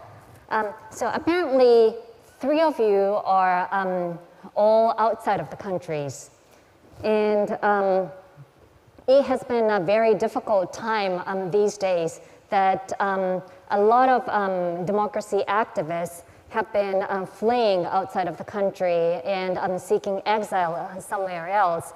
Well, say Nicaragua, Venezuela, Belarus, Burma, Afghanistan, Russia, Uganda, what have you. And there are apparently challenges as well as opportunities when you are in exile. So could you walk us through as to what kind of challenges and maybe also even, including opportunities that you have been sensing?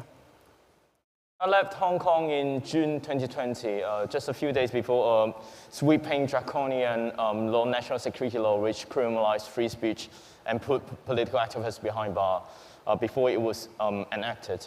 And before that, I was a young student leader in 2014's umbrella movement. I was the youngest ever elected parliamentarian in Hong Kong, and I went to jail for my peaceful protest. As we can see, for the past few years, there's been a wave of youth-led protests around the world, in Iran, in Hong Kong, in Myanmar, in Thailand, etc. And we've seen the aspiration of young people to change the society, to make our lives better, and to portray the kind of like ideal world of them into the society. And for them, they have less burdens of family, they have more idealistic thoughts, and they are very passionate in hoping to change the world. But on the other hand, we've heard a lot about the lack of political participation of the youth in the West, especially in parliamentary politics, especially in voting results, etc. And seemingly there's a gap in the way that we've seen a very active participation of young people in protest, but they're not so involved in the traditional politics as we defined. And I think this is very important for us to talk about exile community and how we can try to be an example to reinvigorate, to encourage young people, especially in democratic world, to participate in politics, to believe in the system in a way that, that there should also be changes in the system. For these young people, they're actually very politically active. They're very concerned by climate change, poverty, wealth gap.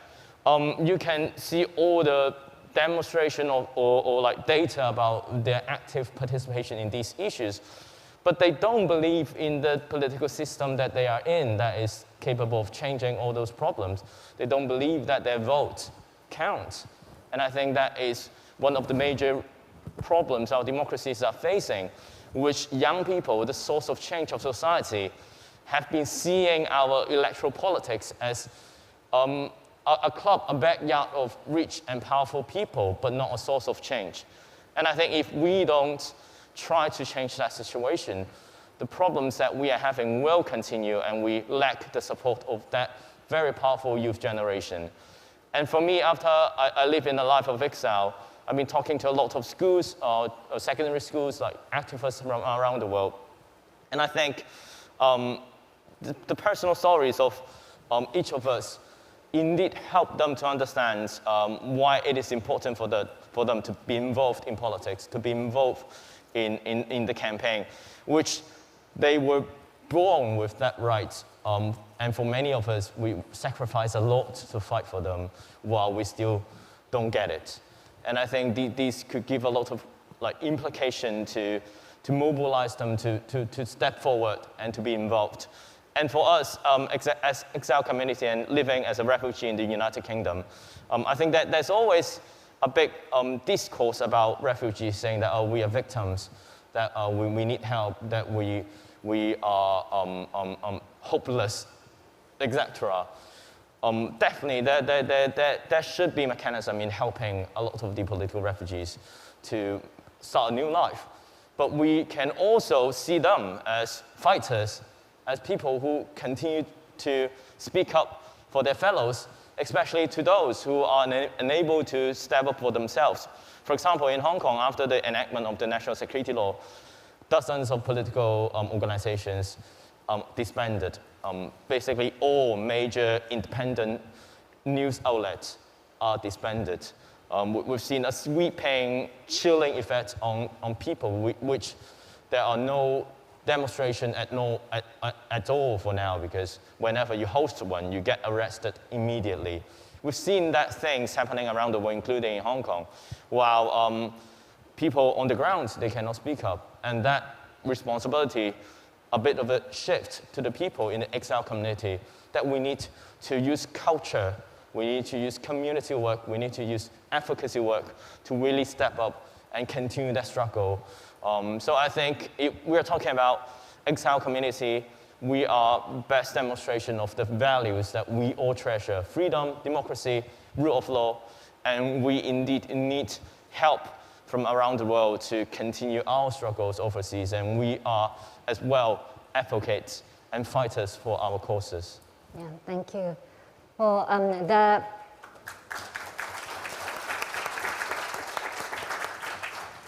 the younger generations becoming apolitical and losing hope for change is, actually in an interesting contrast to Mazia's point, where those younger generation in Iran are actually having different experiences compared to the older generation. And so, we can actually expect a bit of different type of protests or behaviors. So it might also depend on the culture, country, history, but maybe we can also keep some hope for the younger generation. Well, in a totalitarian state or in authoritarian countries, being apolitical is a political act, because when the state tries to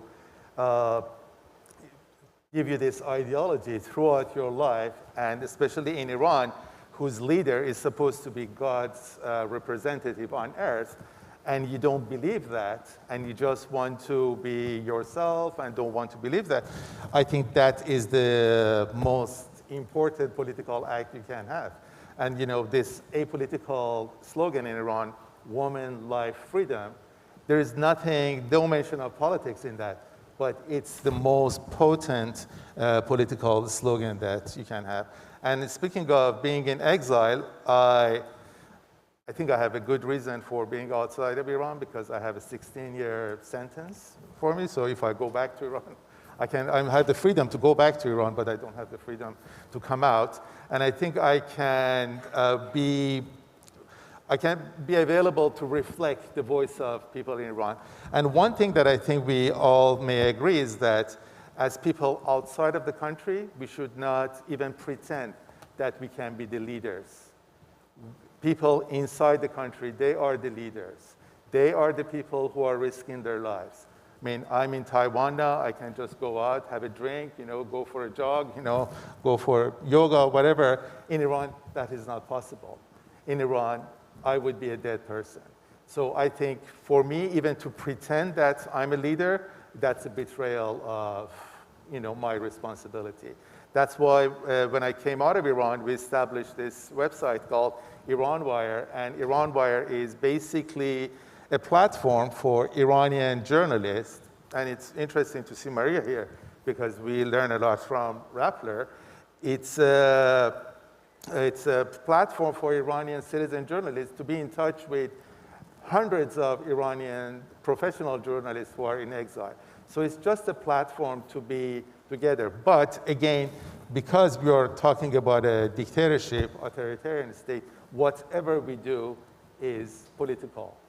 I mean, I'm an accidental activist.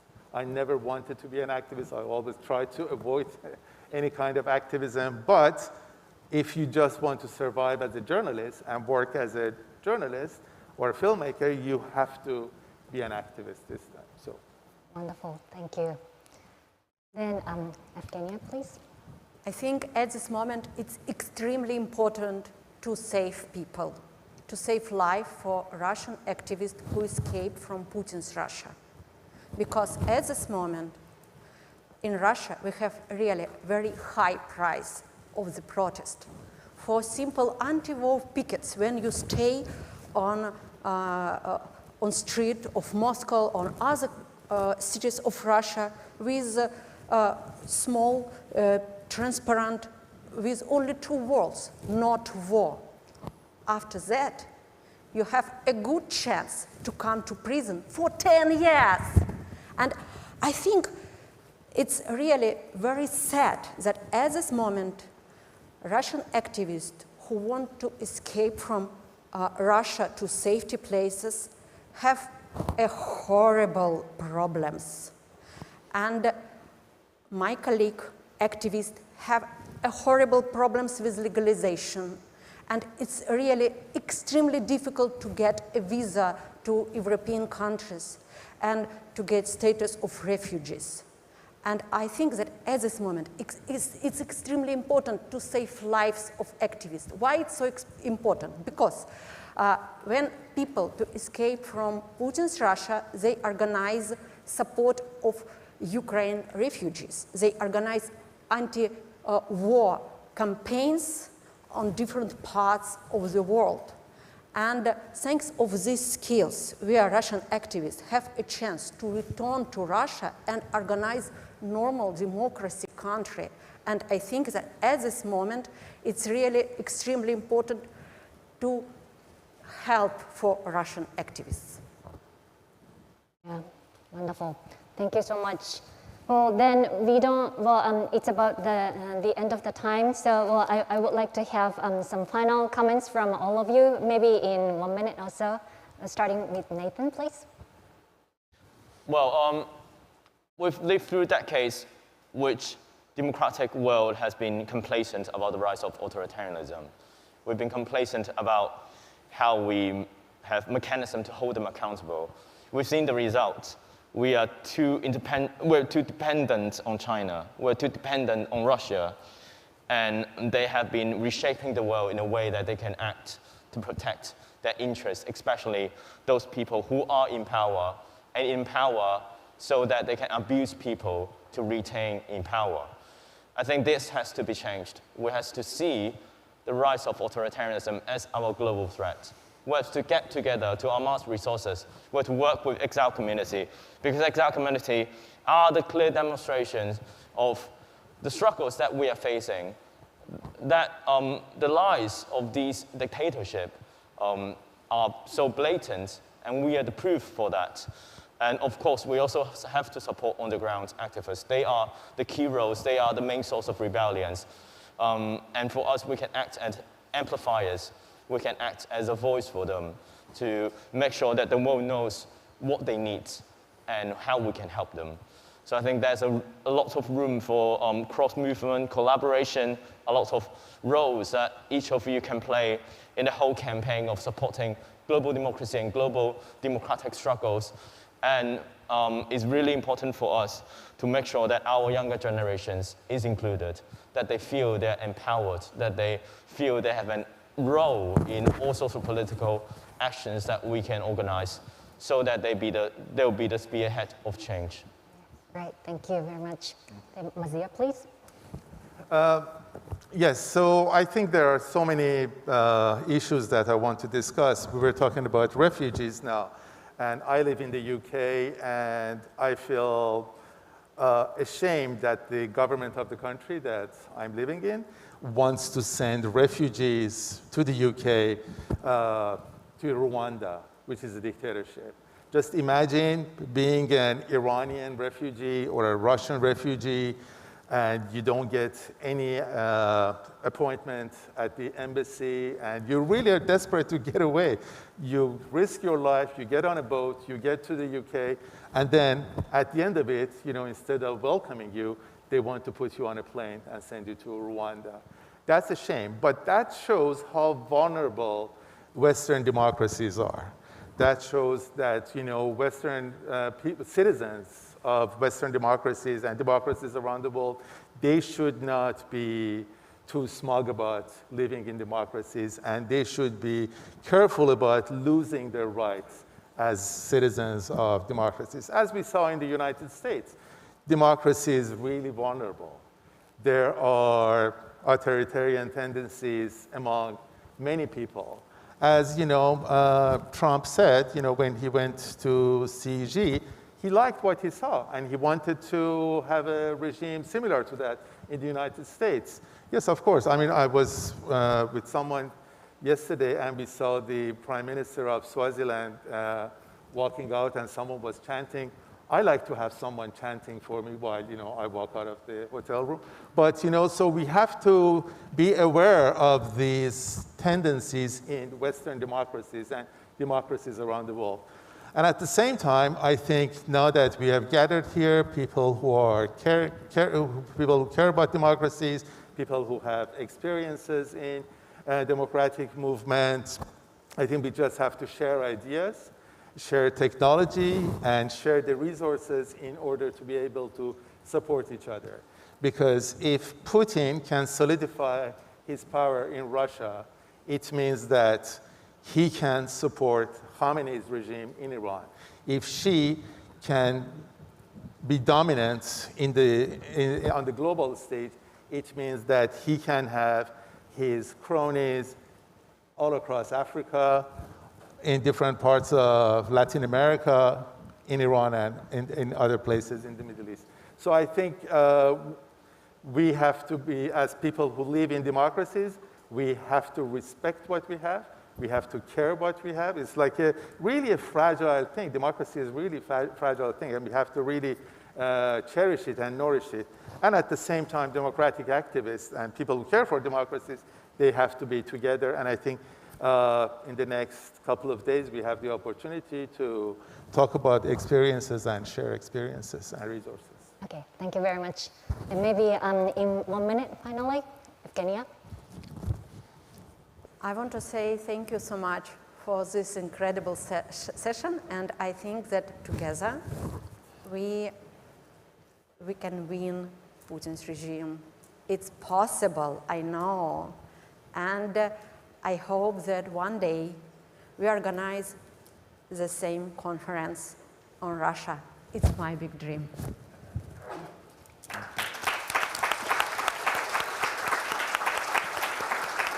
Well, thank you very much. Well, now that we are having those autocratic giants of China, Russia, Iran, those countries trying to change the international order, we are now at even bigger sort of fight together. And we will need to be tactical in how to mobilize those younger generations, and especially those people who are fighting inside of the countries. So I hope that the next 3 days and 2 days are going to be the days where we can really discuss how to do it, how to support the people. Thank you very much for the speakers, and thank you very much, everybody.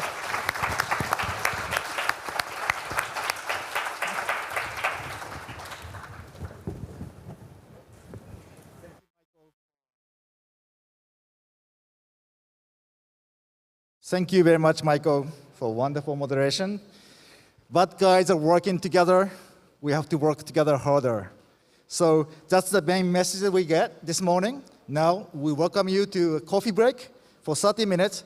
11 o'clock, we're going to hear the lesson learned from Taiwan. How Taiwanese democracy activists have been able to get here to make this country thrive. This democracy, this Taiwanese democracy is a democracy, democratic resilience and innovation. So next session after coffee break, we're going to learn more about Taiwan. Enjoy the coffee break. Thank you. Thank you. Are you okay? Yeah, fine. I'm fine. You don't have a cold? No, right now. Good. Okay. I hope everything will good. Yes. Good. I just looked for you yesterday when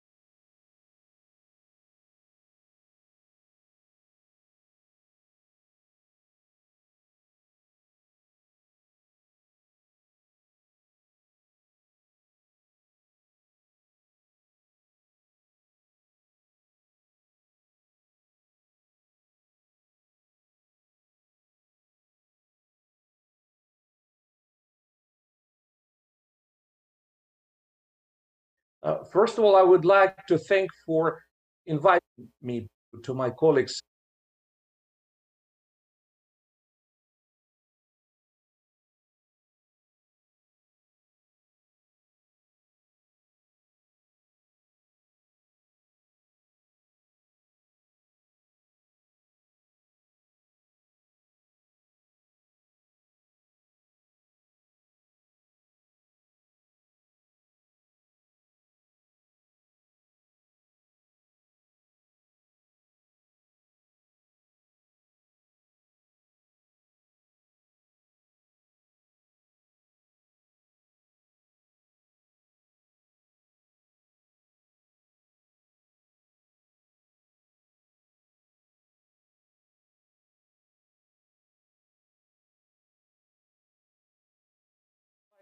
More support to Ukraine from other democratic countries.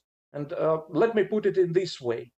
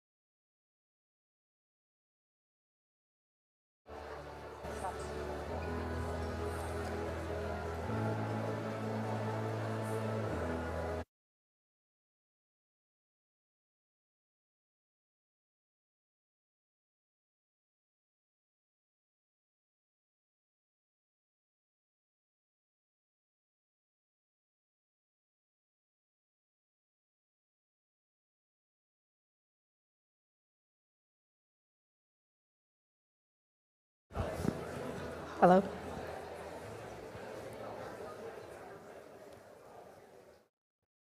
Can we start now?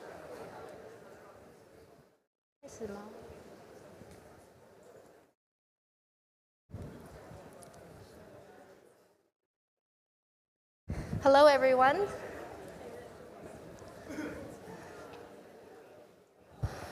Welcome back to the World Movement for Democracy Global Assembly's Taiwan panel. I hope you guys enjoy the coffee break and some snacks. But now I want to welcome all of you back to this panel to talk about a little bit about Taiwan civil society. As Head Director Zhang mentioned and President Tsai mentioned, the role of civil society is really important to Taiwan's democratization and the liberalization process. So Taiwan actually is often hailed as the beacon of democracy in the region and one of the freest countries also. So this panel will present an overview of Taiwan's democratization and the role of civil society in cultivating and sustaining Taiwan's vibrant democracy. We have 5 Taiwan civil society representatives. Of course, I'm representing the Taiwan Foundation for Democracy. Ms. Ingrid Liao represents the Garden of Hope. Zhihao Yu represents the Information Operation Research Group. Shang Du represents the Taiwan Tongzhi LGBTQ Hotline Association. And of course, last but not least, we have Mr. Alvin Zhang from the Taiwan Youth Association for Democracy.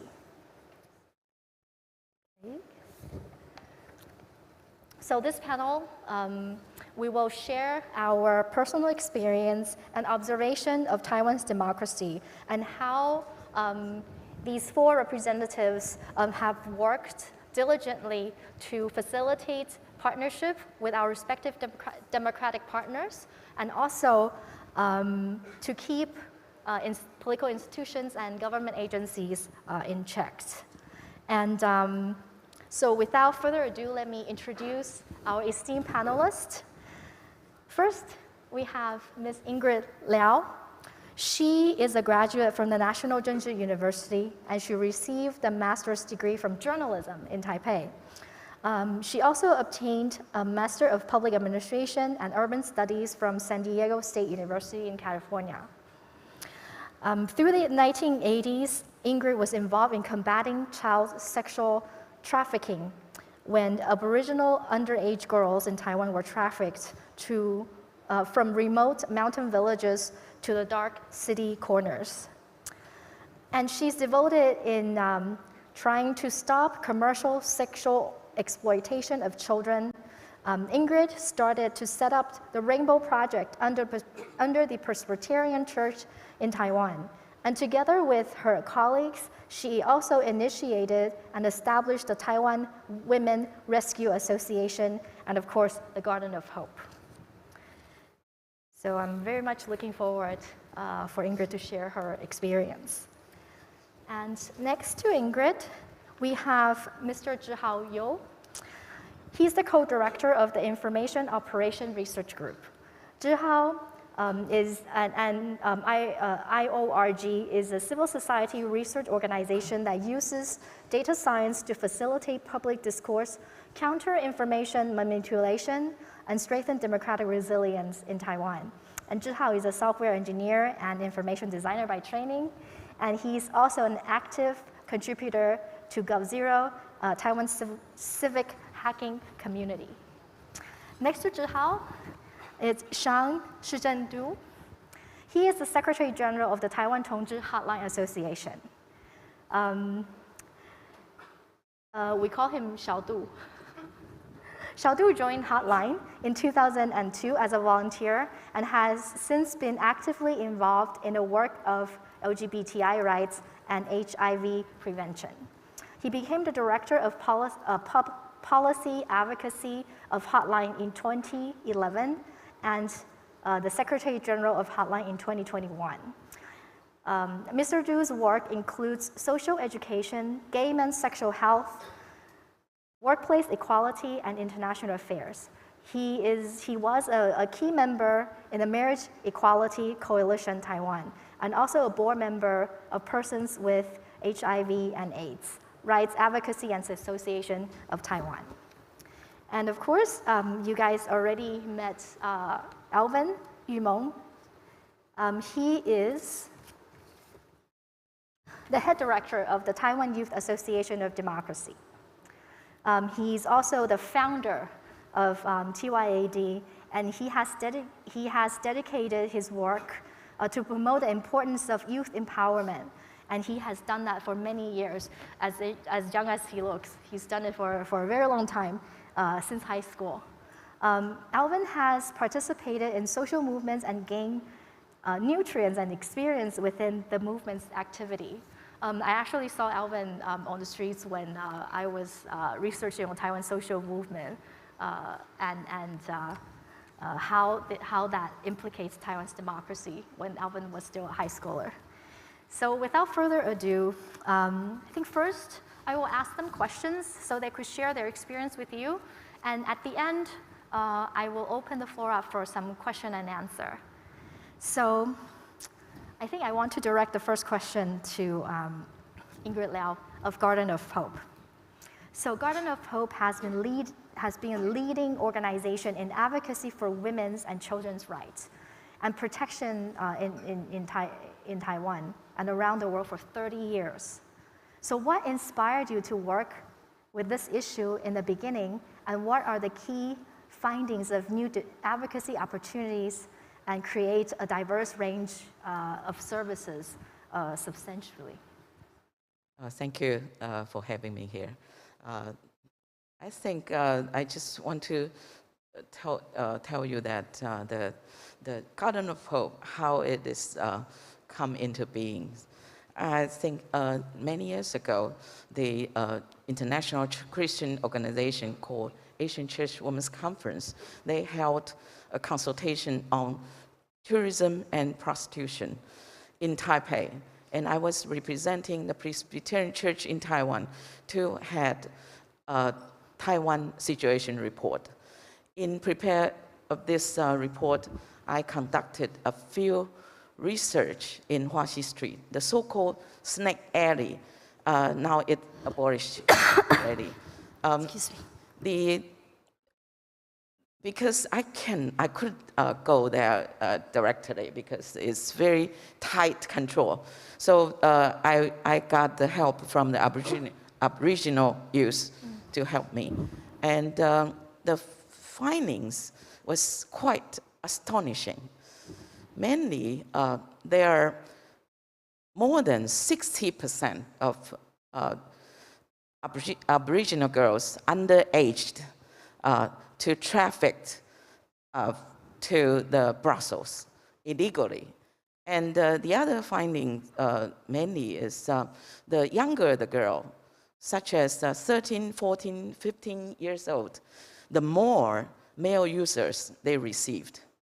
And I also find several elements of human trafficking exist, which include the usage of deceptive or fraudulent means to lure the family. Debt bondage.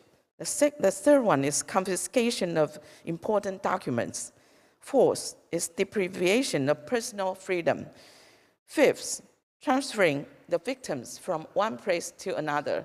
The sixth is the severe penalty if the victims wants to escape. This is pretty much like the Cambodian cases nowadays. So when all the facts revealed, the church group, PCT, started a series of education and prevention courses in the mountain areas. And human rights groups, women's group, and Aboriginal groups all organized to stage demonstration and other protest activities. Garden of Hope was then set up. And it was the product of this social movement. And because at that time in Taiwan, the victim had almost nowhere to go. So Garden of Hope was named and designed originally as shelter or halfway house for the victim girls. And I became the founding board member of the Garden of Hope Foundation. But when this service-based group soon became the advocacy group, because lots of crucial reasons had been not resolved. So in 1995, after about 7 or 8 years, the anti-CSEC law enacted. CSEC means commercial sexual exploitation of children. And we call it now the Child and Youth Sexual Exploitation Prevention Act. And I think this is one of the most advanced law in Asia. And the passage of this act became the milestone to terminate the domestic child sex trafficking in Taiwan. And Garden of Hope worked with other organizations at that time, played an important role to draft the act. Now, Garden of Hope, currently we operate 16 shelters, and in last year, 362 women and children sheltered. We have different service recipients, such as survivors of human trafficking, survivors of incest, survivors of women of domestic violence and their children, including new immigrants and migrant workers. And we also shelter girls with unexpected pregnancies and LGBTQ plus members. Because we have lots of projects and programs, and because of time limits, I only introduced you one program. We call it Go the Second Mile program. This is the expanded services to help rebuild the lives of domestic violence survivors after they leave emergency shelters. The service includes childcare, employment and life support, plus residential resources. The post-shelter service resulted in 70% of users became financially independent, and 97% of users eliminated or significantly reduced violence in their lives. We always get new inspirations through reflections during the process of serving the survivors. We look for good root problems and advocate to change law and instigate policy implementation. Thank you. Thank you very much, Ingrid. Yeah.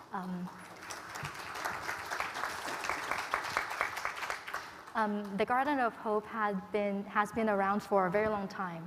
It's one of the pioneering organizations that assists teenage prostitutes and combat and fight against human trafficking. I actually learned a lot from Ingrid and her organization on the extent to which how they champion for this important cause. And I also know that you guys have a network of battered women's shelters through our region. So Garden of Hope is really expanding as we speak. So I want to move to Zhihao. So IORG is comparatively a young NGO compared to Garden of Hope, who's been around for the past 3 decades. And your organization work on one of the most pressing challenges for Taiwan, and of course for democracies around the region and the world.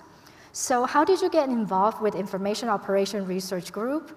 And what has your experience been working with a civil society organization? Thank you, Katie, for the question. Yes, IORG is a very, very young NGO here in Taiwan. I remember at the time, in around 2018, 2019, me and my colleagues, we were working at live fact-checking initiatives during political debates, maybe mayoral debates, maybe presidential debates. And we realized that fact-checking for us was not the solution to the things that we were worried about, which is deteriorating public debate, deteriorating public discourse. And we wanted to do something more. Me and my colleagues decided that we want to use data science to actually learn about Taiwan's information environment, to actually try to identify problems with data, because we all know that the public discourse here is very vibrant and very diverse, and we have to have technologies on our hands to try to understand the overall situation. So I think that's what we decided to do, and fortunately we were able to find research funding, supports from both foreign and domestic foundations and organizations, and keep working on what we do. And during the process, because some of my colleagues come from traditional social activism, we are able to combine our work of data science with traditional NGO works, local NGOs, local community activists. They are those who are actually on the front line of so-called this fight against disinformation. They are the ones who are in the communities who are experiencing bad consequences of our maybe polarized political discussion, maybe non-fact-based discussions that are issues for not only Taiwan, but a lot of different countries in our region and across the world. So we were able to connect with them and also learn from them. We could share our research findings to them and let them know the bigger picture, but also learning from their own life experiences what so-called fake news is like in our local communities. What are they experiencing and what are their problems? I think those are, as a very young NGO here in Taiwan, we're very fortunate and very thankful that Taiwan has such a vibrant civil society for us to not only share our experiences and our expertise, but also to learn from this very rich history of Taiwanese people organizing ourselves and trying to make our country better. Thank you very much, Thank you. Like IORG and some of the civil society organizations in Taiwan that combats information warfare. What I'm really happy to learn is that they publish bilingual reports in Mandarin Chinese and also reports in English. So if you want to check out IORG's website and some of the colleagues in our audience from Taiwan, I think I strongly encourage you to do so. So let me move down to Sean. So we have seen many advancements made in the LGBT right protection in Taiwan over the past decade. And Hotline has played a very significant role in achieving these milestones. So can you share with us your experience in promoting LGBTQI rights and how your organization assisted in accomplishments, in the accomplishments that we're seeing here in Taiwan? Thank you, Katie, and hi, everyone. I'm Sean, or Xiao Du. So I want to share with you about the LGBT movement in Taiwan. So LGBTQI movement in Taiwan started to organize in 1990s, and it's benefited from democratic and social movements after martial law was lifted, especially from the women's movement that's opened the space to discuss gender equality. An important law, the Gender Equity Education Act, was enacted in 2004, and it is the first law that includes the concept of SOGI issues like sexual orientation, gender identity, and gender expression.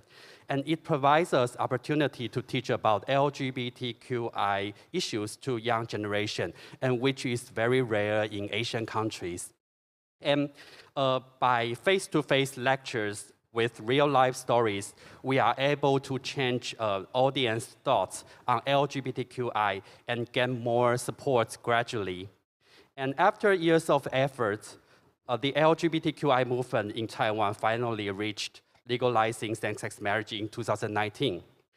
This painstakingly journey includes legislative lobby, litigation, constitutional interpretation, and referenda. So these are all the routes that a country can pass same-sex marriage, and we have it then all. Yeah. And to change the law does not only require lobbying legislators, but also mobilizing public support. So to pursue marriage equality, Hotline has formed the Marriage Equality Coalition with other gender organizations to organize lobbying, a media campaign, public rallies, and community empowerment, as well as to network with organizations in a range of professional fields, such as law, psychology, and social work. In addition to Hotline, many domestic and foreign groups and individuals have put their efforts together to achieve this outcome. This has not been a smooth journey, during which we've encountered the resistance of anti-LGBTQI Christian groups who went into the fight with plenty of fundings and resources, and they are also connected with anti-LGBT groups abroad, especially in the US. However, the law was passed eventually, and Taiwan became the first country in Asia to legalize same-sex marriage. Now we are moving to the next stage and trying to make, trying to make regulations and systems more LGBTQI friendly and inclusive. Thank you. Thank you very much, Sean. It was a very long journey. So for Taiwan to achieve marriage equality, and also we know that there's still room for improvement. So Hotline and their colleagues are working really, really hard and diligently to trying to achieve their goals, to trying to make Taiwan an even more LGBTI community-friendly country. So, and Hotline has been around for how many years now? 25 years. 25 years. And Hotline is also a partner in organizing the Pride Parade this coming Saturday. That's the 20th year. Oh yeah, can I also do some, okay. Yeah, so actually, Hotline was, sorry, thank you, Katie. So Hotline was the first host to organize the Taiwan LGBT Pride. And now the Taiwan LGBT Pride just have its 20th anniversary this year. Yeah, so it will be bigger than ever. So it will be on Saturday afternoon. Bigger than ever. Yeah, and you are very welcome to join us. And also, besides the Taiwan LGBT Pride, Hotline also organized a smaller march. It's called the Taiwan Transgender March, which will be held like on Friday evening, just near in Ximending area. Yeah, so it's a more grassroots small rally with transgender, non-binary activists, groups, and supporters, and you are also very welcome to join us. Thank you. And of course, TYAD was a co-sponsor and co-organizer of Pride also this year. Right. So let me move on to Yumeng. So we have two organizations that's been around for a couple of decades, and then we have two younger organizations. So I want to ask Alvin, the Taiwan Youth Association for Democracy is an organization that only promotes youth rights and participation, but is also managed by a relatively young staff. How do you think the experience of the older generation NGO workers in Taiwan facilitate the work for your organization? And also, how have voices from the younger generation like TYAD contribute to the local civil society? Thank you, Katie. And in fact, in 2015, when I was only an 18-year-old high school student, because of the call of the civic groups at that time, yeah, and just like us, I joined the constitutional amendment movement to lower our voting age. Although our efforts at that time was unsuccessful, but me and the participants around me were trained to be an like young social activist. In 2018, we established the TYAD, Taiwan Youth Association for Democracy. In 2019, the student associations around Taiwan in every campus, they established another association was so-called the Taiwan Student Associations.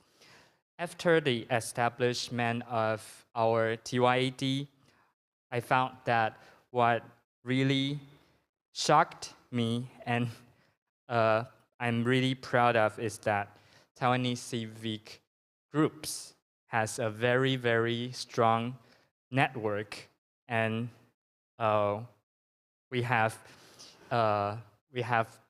entered this network through, in the past we were like individuals, but now we are like groups or like associations. So in the past I was empowered, but now I'm also empowering others like students, like young people, like younger than me. Yeah.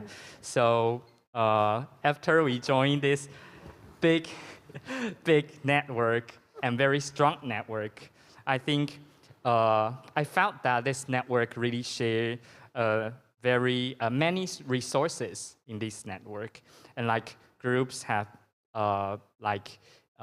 these groups are never shy to share their experience or to share their resources. Like for example, when we were founded in 2018, at that time we have our local election just like this year, and we've launched a campaign called Tickets Back Home. So we call youngsters to go back to their hometown to vote. At that time, we've also held a big press conference.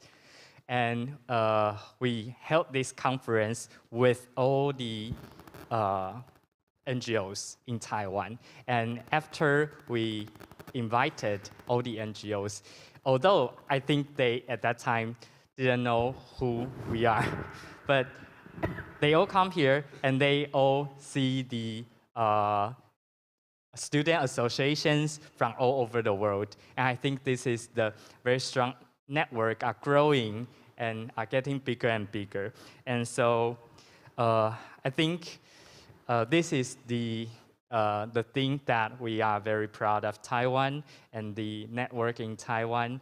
And so like Xiaodu has just mentioned that this week we have our Pride Parade this week, and I've been the participants, but this year we've also been the NGO, and we can lead a group, and we'll bring many high school students all around Taiwan to the Pride Parade to see Taiwan has passed our gay rights law, and Taiwan has been very doing many effort to that the world see that gay rights are our basic value in Taiwan. Thank you. Thank you, Alvin. One of the things that, do you want to applaud, Alvin? I think some people big round of applause for Alvin. One of the things that I find very important that these Taiwanese NGOs are doing is also to educate the public what they need to be aware of, pay attention to fight against. So I think all of them are doing that right now.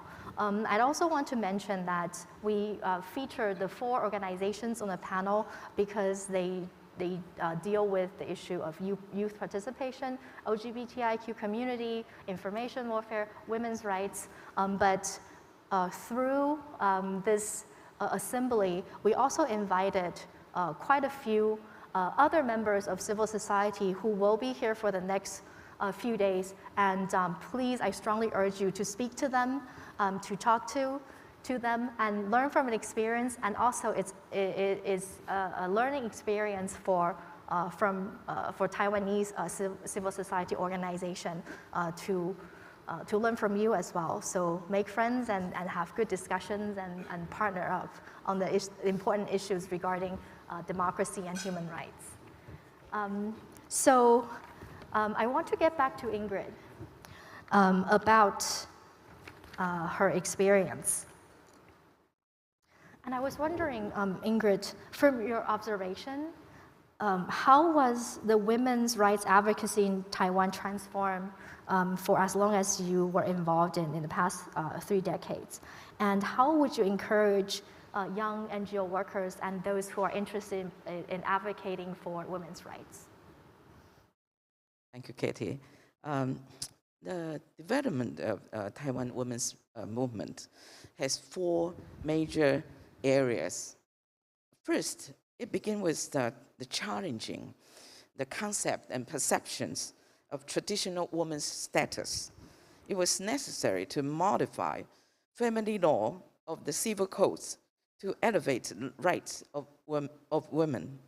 The issues like whether the wife to crown husband's surname or women's inheritance rights, and the issues like child custody and the community of or separation of property between husband and wife, or the mutual address of husband and wife. It's said mandatory to indicate to husbands. So the modification of the law has been processed for a very gradual and long process. So among the above-mentioned issues, the women's inheritance rights was the most difficult to execute. So the second, the major area is the safeguard of women's personal safety. So there are several laws passed. First, in 1997, the Sexual Assault Crime Prevention Act passed. In 1998, the Domestic Violence Prevention Act passed. And in 2005, Sexual Harassment Prevention Act also passed. And recently, in Taiwan, I think the women groups worked for so long time. Last year, in December, Stalking and Harassment Prevention Act finally passed. I think the passage of all these laws was to protect the vulnerable and disadvantaged group in the society.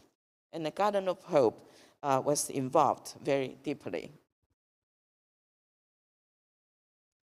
And the third major part is the promotion of gender equality in workplace. In 2002, after the alteration of the central government, and the proposed act was lying in legislation for more than 11 years. And the Act of Gender Equality of Empowerment, Employment has finally passed, and the lengthy waiting period proved the hardship of this process because we had a lot of obstacles. It's make the process of legislation lasts very long. And so the act clearly defined equal opportunity for recruitment and promotion, etc., in the workplace, and equal pay for equal work, and no discrimination against marriage and pregnancies. You can imagine maybe 20-some years ago, if a woman, they are pregnant, maybe they are not keep their jobs.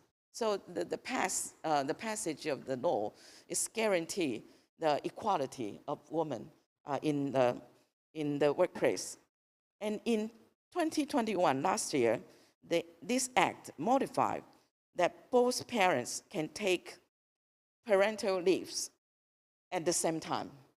And they can receive child care allowances to 80% of their salary from original 60%. This is providing the very friendly surroundings for the husband and wife to take care of their babies, because this is to respond to the very the decreasing birth rate in Taiwan. So finally, the fourth major part of women's movement is women's political participation. Women's rights movement also focus on encouraging women to take part in the decision-making position and strive for political status. In Article 33 of Local Government Act, it indicates that the local electoral district, if there are 4 representatives to be elected, there should be 1 female among the elected. So the result is, in 2018, a local woman representative elected was up to 32 of city and county, and 35% in municipalities, like Taipei City, the big cities. They have different levels in the local district. So it's up to 32 and 35. And at the central level, about the legislators, among total 113 legislators, now there are 47 female legislators, accounting for 41.6%. It's the highest ratio in Asia. And although Taiwan is not the UN member, but many relevant NGO groups, they form the CEDAW Alliance and the CRC Alliance. And usually they meet together and oversee the content of the conventions. And Governor Hope is one of the core members of these alliances. And I will respond to the second question of your, to ask young people to join the NGO groups. I think vibrant NGOs and civil society organizations constitutes the solid democracy. And many youngsters, they want to get involved to change society and to resolve social problems. But they must realize that the tasks are complex and take a long time to produce a result with limited resources. But on the other hand, when working for an NGO, you give your passion, your care, and the professional skill to seek just and fair society. It can cultivate your talents, develop your potential, and have a sense of achievement when you devote yourself to serve those in need. In Taiwan, over the past 30 years, there are vast improvements in various concerned areas, such as open and transparent political surroundings, and the uplifting of labor rights, the environmental protection, and also women and children's rights. We can see how much the NGO have contributed to society. So please come join us, the young people. Thank you. Thank you very much, Ingrid. I know Ingrid's organization also has a lot of the younger members that Ingrid is leading to champion for the rights of women. And I'm personally very proud of the achievement of women's rights in Taiwan. And not only do we have 41% of female legislators, we also, as you saw her this morning, a female president. So I want to turn to Zhihao to ask about how IORG plan to engage the international community and your international partners? Because I know in the past few years you've been expanding IORG to work with civil societies overseas. So how do you think you want to proceed with that, and what do you think IORG could contribute to the international civil society? Thank you, Kitty. Yes, we are a very small organization so far, but we try our best to talk to our international partners, experts, scholars, CSOs. In the process, I do find similar qualities here and then abroad, is that these NGOs, these CSOs, we're all very persistent, right? We believe in our values, we believe in our issues, and we won't stop until some changes are made, until our countries are better. I think that we can all see in my colleagues sitting on the stage, and also listening to us speak. We're all very resilient. During our process, talking with these NGOs, foreign and domestic, we find in face of difficult situations, maybe dwindling of civil society energy, maybe the oppression from the government, or maybe foreign influences, we're still sticking to our guns, so to speak, to sticking to our post and keep working on our issue, on our topic. Through the process, I find one commonality that's pretty special is that some of the organizations, we really do sort of make decisions and organize and govern ourselves to the values that we advocate, is that we practice the values that we want in our democracies ourselves before we ask others to do similar things, right? In Taiwan, I think our democracy is very diverse. It's very plural, meaning that we have very different opinions sometimes. But we all want things that are sort of universal. For example, we all want more transparency when we speak to power. We all want more accountability, not only from corporations, from governments, things like that. So I think as civil society actors, those are the values that we at IORG try to implement ourselves first. And we also see that sort of similar insistence in some of our partners and that are outside of Taiwan that we're talking with, that we're working with. I think that is something when IORG is dealing with information warfare, information operation, dealing with the very, very core issue of liberal democracies, that is freedom of speech, right? If we want to engage with more people, if we want to bring more people to the discussion to find out what are good conversations that we could have to preserve democracy in all its diversity and all its plurality, but also to defend ourselves from bad influences, from fake news, from problematic information. I think that sort of level of transparency and accountability is something that we strive for, and we would encourage our partners.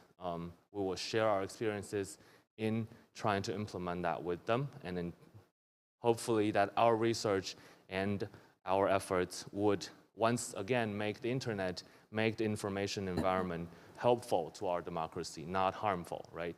And this is something that we all grow up with, that we think the internet is helpful in bringing people together, and we try to do that in our work. Yeah.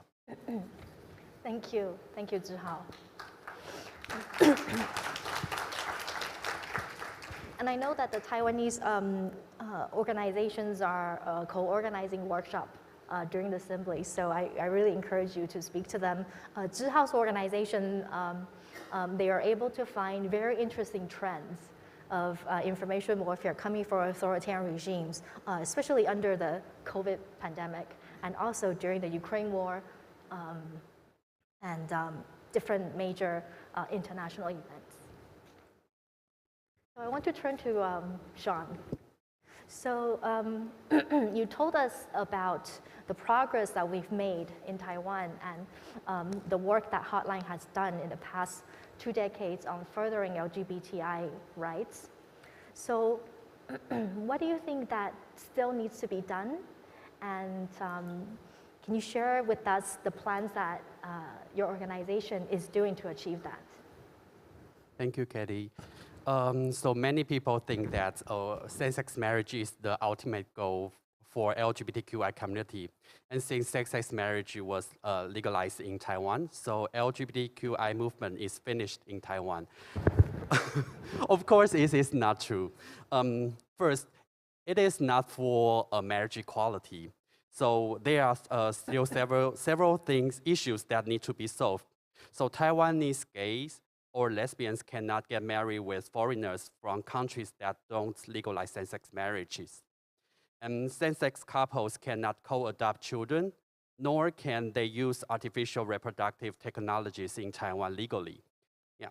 So, and I just tell you about how important the Gender Equity Education Act is in Taiwan, but I think the implementation is still need to be improved. So there are not enough LGBTQI supportive resources like friendly teachers and like curriculums in schools, and not enough LGBTQI friendly measures in the workplace. So still many employees in the workplace don't come out to others. And transgender people among the LGBTQI community suffer the most. They still suffer from public ignorance and discrimination in daily life and in workplace and healthcare settings, and still need to take gender reassignment surgery to change their sex in legal documents. These are the things that need to be done for LGBTQI community in Taiwan. And the obstacles we are facing now is that the anti-LGBTQI organizations connect with other, actually have connect and is connecting with other conservative powers in Taiwan and from abroad. And they also learn from anti-LGBTQI narratives internationally. For example, the narratives that transgender people will invade women's safe spaces. And they also use like fake information, try to attack LGBTQ groups. And the anti-LGBTI organizations also try to influence political, media, educational areas. This means that we need more allies in all kinds of areas. And that is the things my organization and other LGBTQI groups are doing. We have groups like KAPWR trying to provide adult education to seniors about family diversity. And we also have like groups like Taiwan Equality Campaign, try to connect with LGBTQI-friendly legislators and city councilors. My organization also works on education for civil servants.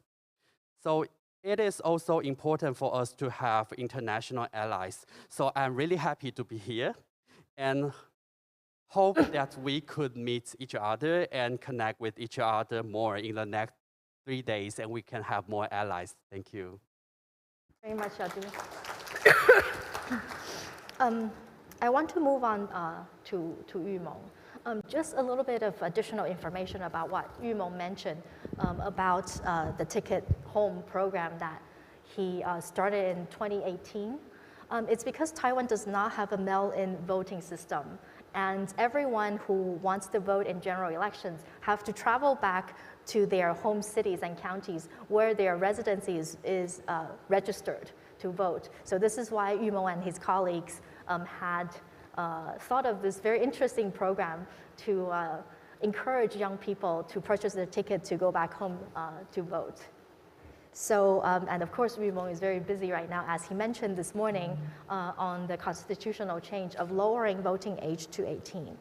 And you also said this morning that in order to achieve that, there's a need of cross-generational support. So I want to ask you, these kind of dialogues sometimes can be difficult. And how do you think Can you share with us the experience of what you have with the older generation, the middle-aged generation, when it comes to convincing them that youth rights and human rights is something that they really need to pay attention to? Share with us TYAD's experience in initiating these kind of dialogue and maybe some difficulties that you faced. In the past, like in 2005, the NGOs has built up another alliance called Lowering the Voting Age. And now we have our 18-year-old voting age alliance now. And I think more and more people join the alliance, join the issue. And there are younger people join the alliance, like high school students, like even senior school students. And what have they done these days or these months? They've been to every city and counties in Taiwan, like in the southern part of Taiwan, we have a big city called Kaohsiung. And Kaohsiung has many students there. They try to go over every place in Kaohsiung, like in the markets, like in train stations, like go to the local place, like Li-Zhang, and the office of the principal of the town, hometown. And I think their acts are very brave and very creative, that they try to persuade their grandma and grandpa and try to tell them not to be persuaded by only by the traditional media or only by the information from the internet, but they can really talk together, discuss the issue that from the information they brought from the campus or what they really think about. And what is very impressive is that many students now all over Taiwan are doing this kind of activity. Like about 500 students, I know they are doing this kind of act. And the most isolated island in Taiwan are called Jinmen.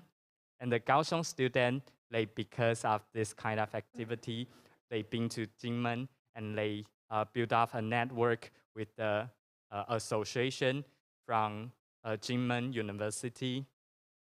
And they built up not only the cross-generation dialogue, but also I think the cross-islands dialogue. And I think this is very new and very creative way in Taiwan now because of our amendment of our constitution. So I think these 4 years we've talked about we've talked about very much on our constitution amendment, but not only talk about not only try to persuade the parliament, not only to discuss with the legislators, we try to talk with the society. I think this is the very historic moment for our students. So now in Taiwan, all of the high school students,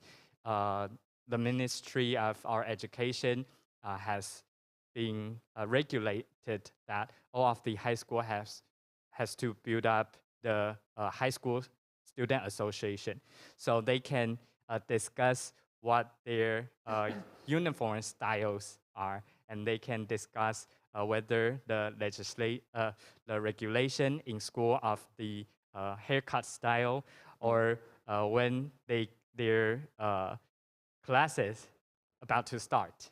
I think this is a very progressive way to that the students, that the youngster, to know that how can they talk to the adults and discuss all of the issues they care about with the society, and try to build up the cross-generation students or even children, like in Taiwan, we really care about CRC, so that we talk about CRC at school. We try to tell the children, we try to tell the students what rights they have, so that them try to be not only a student but a citizen.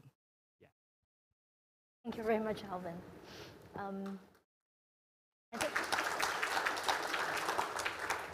I was really encouraged to see not only the Taiwanese administration, but also civil society is very actively promoting participatory democracy, that they really encourage, especially young people, to come together to discuss policies and things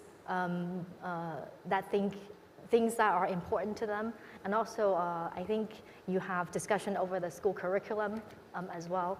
Yumeng's organization also did a very good project during the 2020 presidential election, that they made appointments to all the presidential candidates to come speak at their association and present their policy platform regarding young people.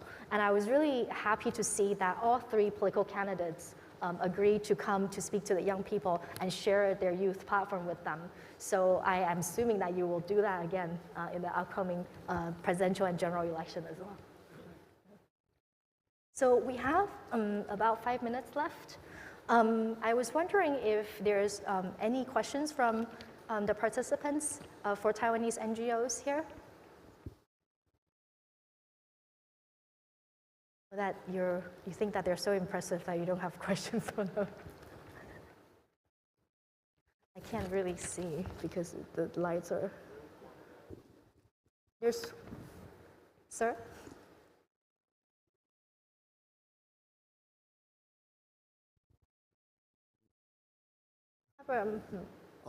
Oh, there's one over there, and then. Sorry. Okay. Go ahead. Go ahead. Hold on. Okay, there's one back there, and then there's one here. Go ahead. Okay. Okay. All right. Yes, microphone. Hello, I'm Sean Shea, and I have a question. You know, there's so much space to work in Taiwan. It's great to see that, but what's the biggest challenge you face working here? Just curious. Do you have any? Which one of our members are you directing? Yeah, I guess any of them. You know, if they want to just take that question. Like, or, you know, I'm just interested to see what you see as the biggest challenge working as a NGO here in Taiwan.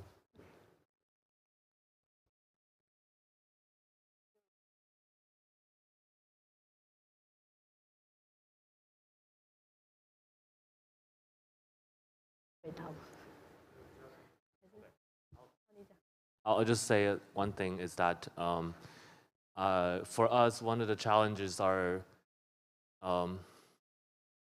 having competitive salaries for our researchers and for our educators, so that people are willing and think that working at an NGO is a viable career path for them. I think that would be something that you see people are nodding here. Right. I think that is the one thing that I will add, to the conversation.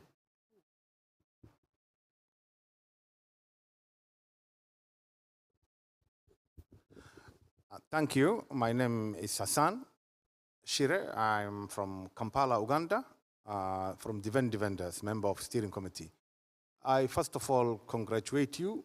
This is my first time coming to Taipei and Taiwan. And I came 2 days in advance to see and feel the pulse of democracy and openness of your country. Very polite, very kind, elaborate, and organized community. Thank you so much. So the global community could learn something. Have you ever thought the best hope for you to remain a democratic nation is to make the threatening power in China also democratic? Because two democracies will never fight each other. If now, and I'm saying this properly, if Russia could have been remaining the path before Putin came to power, it could never have happened. Democratic Russia could never have attacked Ukraine. So what efforts are you making, apart from focusing on your country, to make this country, which now become Xi Bulutpuro, he become only himself and his image. What you want, how you are going to tackle that, to make them, to this idea, to take to them so that they will be at peace with you? Thank you.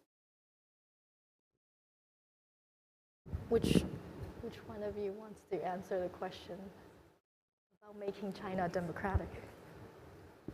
Say wait. I think, thank you very much for your questions. I think lately when we see the television and we see another very, very dictators coming, and I think his decision is quite impulsive. We never seen in that big scene former party leaders was escorted to take out.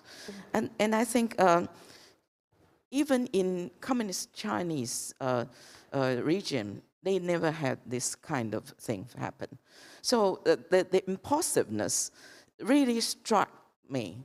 So I think it's quite, for us, it's quite, we are so worried about this, because if this impulsiveness will one day, he has something to, in his mind, and nobody can stop him. So I think the different countries, especially the strong powers, should make the balance or anything, any measures to stop that. Because in Taiwan, we really prepare ourselves, but when the strong nation, like Russia, to attack Ukraine, we also the one who was suffered.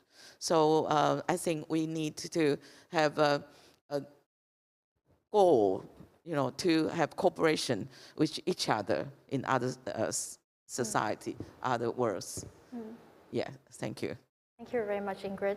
We're actually out of time. So do you have anything else to add, Xiaodu and or Alvin? Yeah, thank you, Katie. I just want to add some information about your question. And actually, LGBTQI issues are not supported by the China government, and so we are also worried about LGBTQI groups in China and in Hong Kong. And I think it's before 2018, we have a lot of opportunities to connect with LGBTQI groups in China and in Hong Kong, but this opportunity just decreased dramatically in recent years. Yeah, and we are still trying to see how we can help. Yeah, and hopefully we can find a way, try to support more to our allies in China, in Hong Kong. Thank you very much. I hope you get some information, the gist of what Taiwanese civil society is like, and the work that they have been doing and will be doing. And for the next 2 days, again, I want to say that I really encourage you to speak to them, and also our civil society colleagues sitting in the audience. I'm pretty sure that you will have a very productive discussion. So please join me to thank Ingrid, Zhihao, Sean, and Alvin.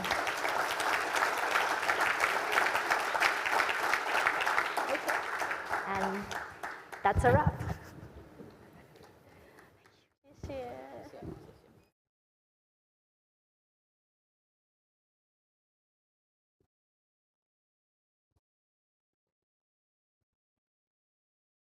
Okay, everybody. I think we got a lot of food for thought this morning. Now it's time for food for stomach. Now, this afternoon, you'll be hearing different type of stories. Just now, we heard the story of open society, where you can actually engage in legislative advocacy civil society can freely engage with different actors. After lunch, you'll be hearing from story of Zimbabwe, Venezuela, Cuba, and we will be hearing from a member of parliament from Lithuania how the international community can support space like that. So I hope you can come back at 2 o'clock and we begin the afternoon session. So I hope you enjoyed this morning session and see you in 90 minutes.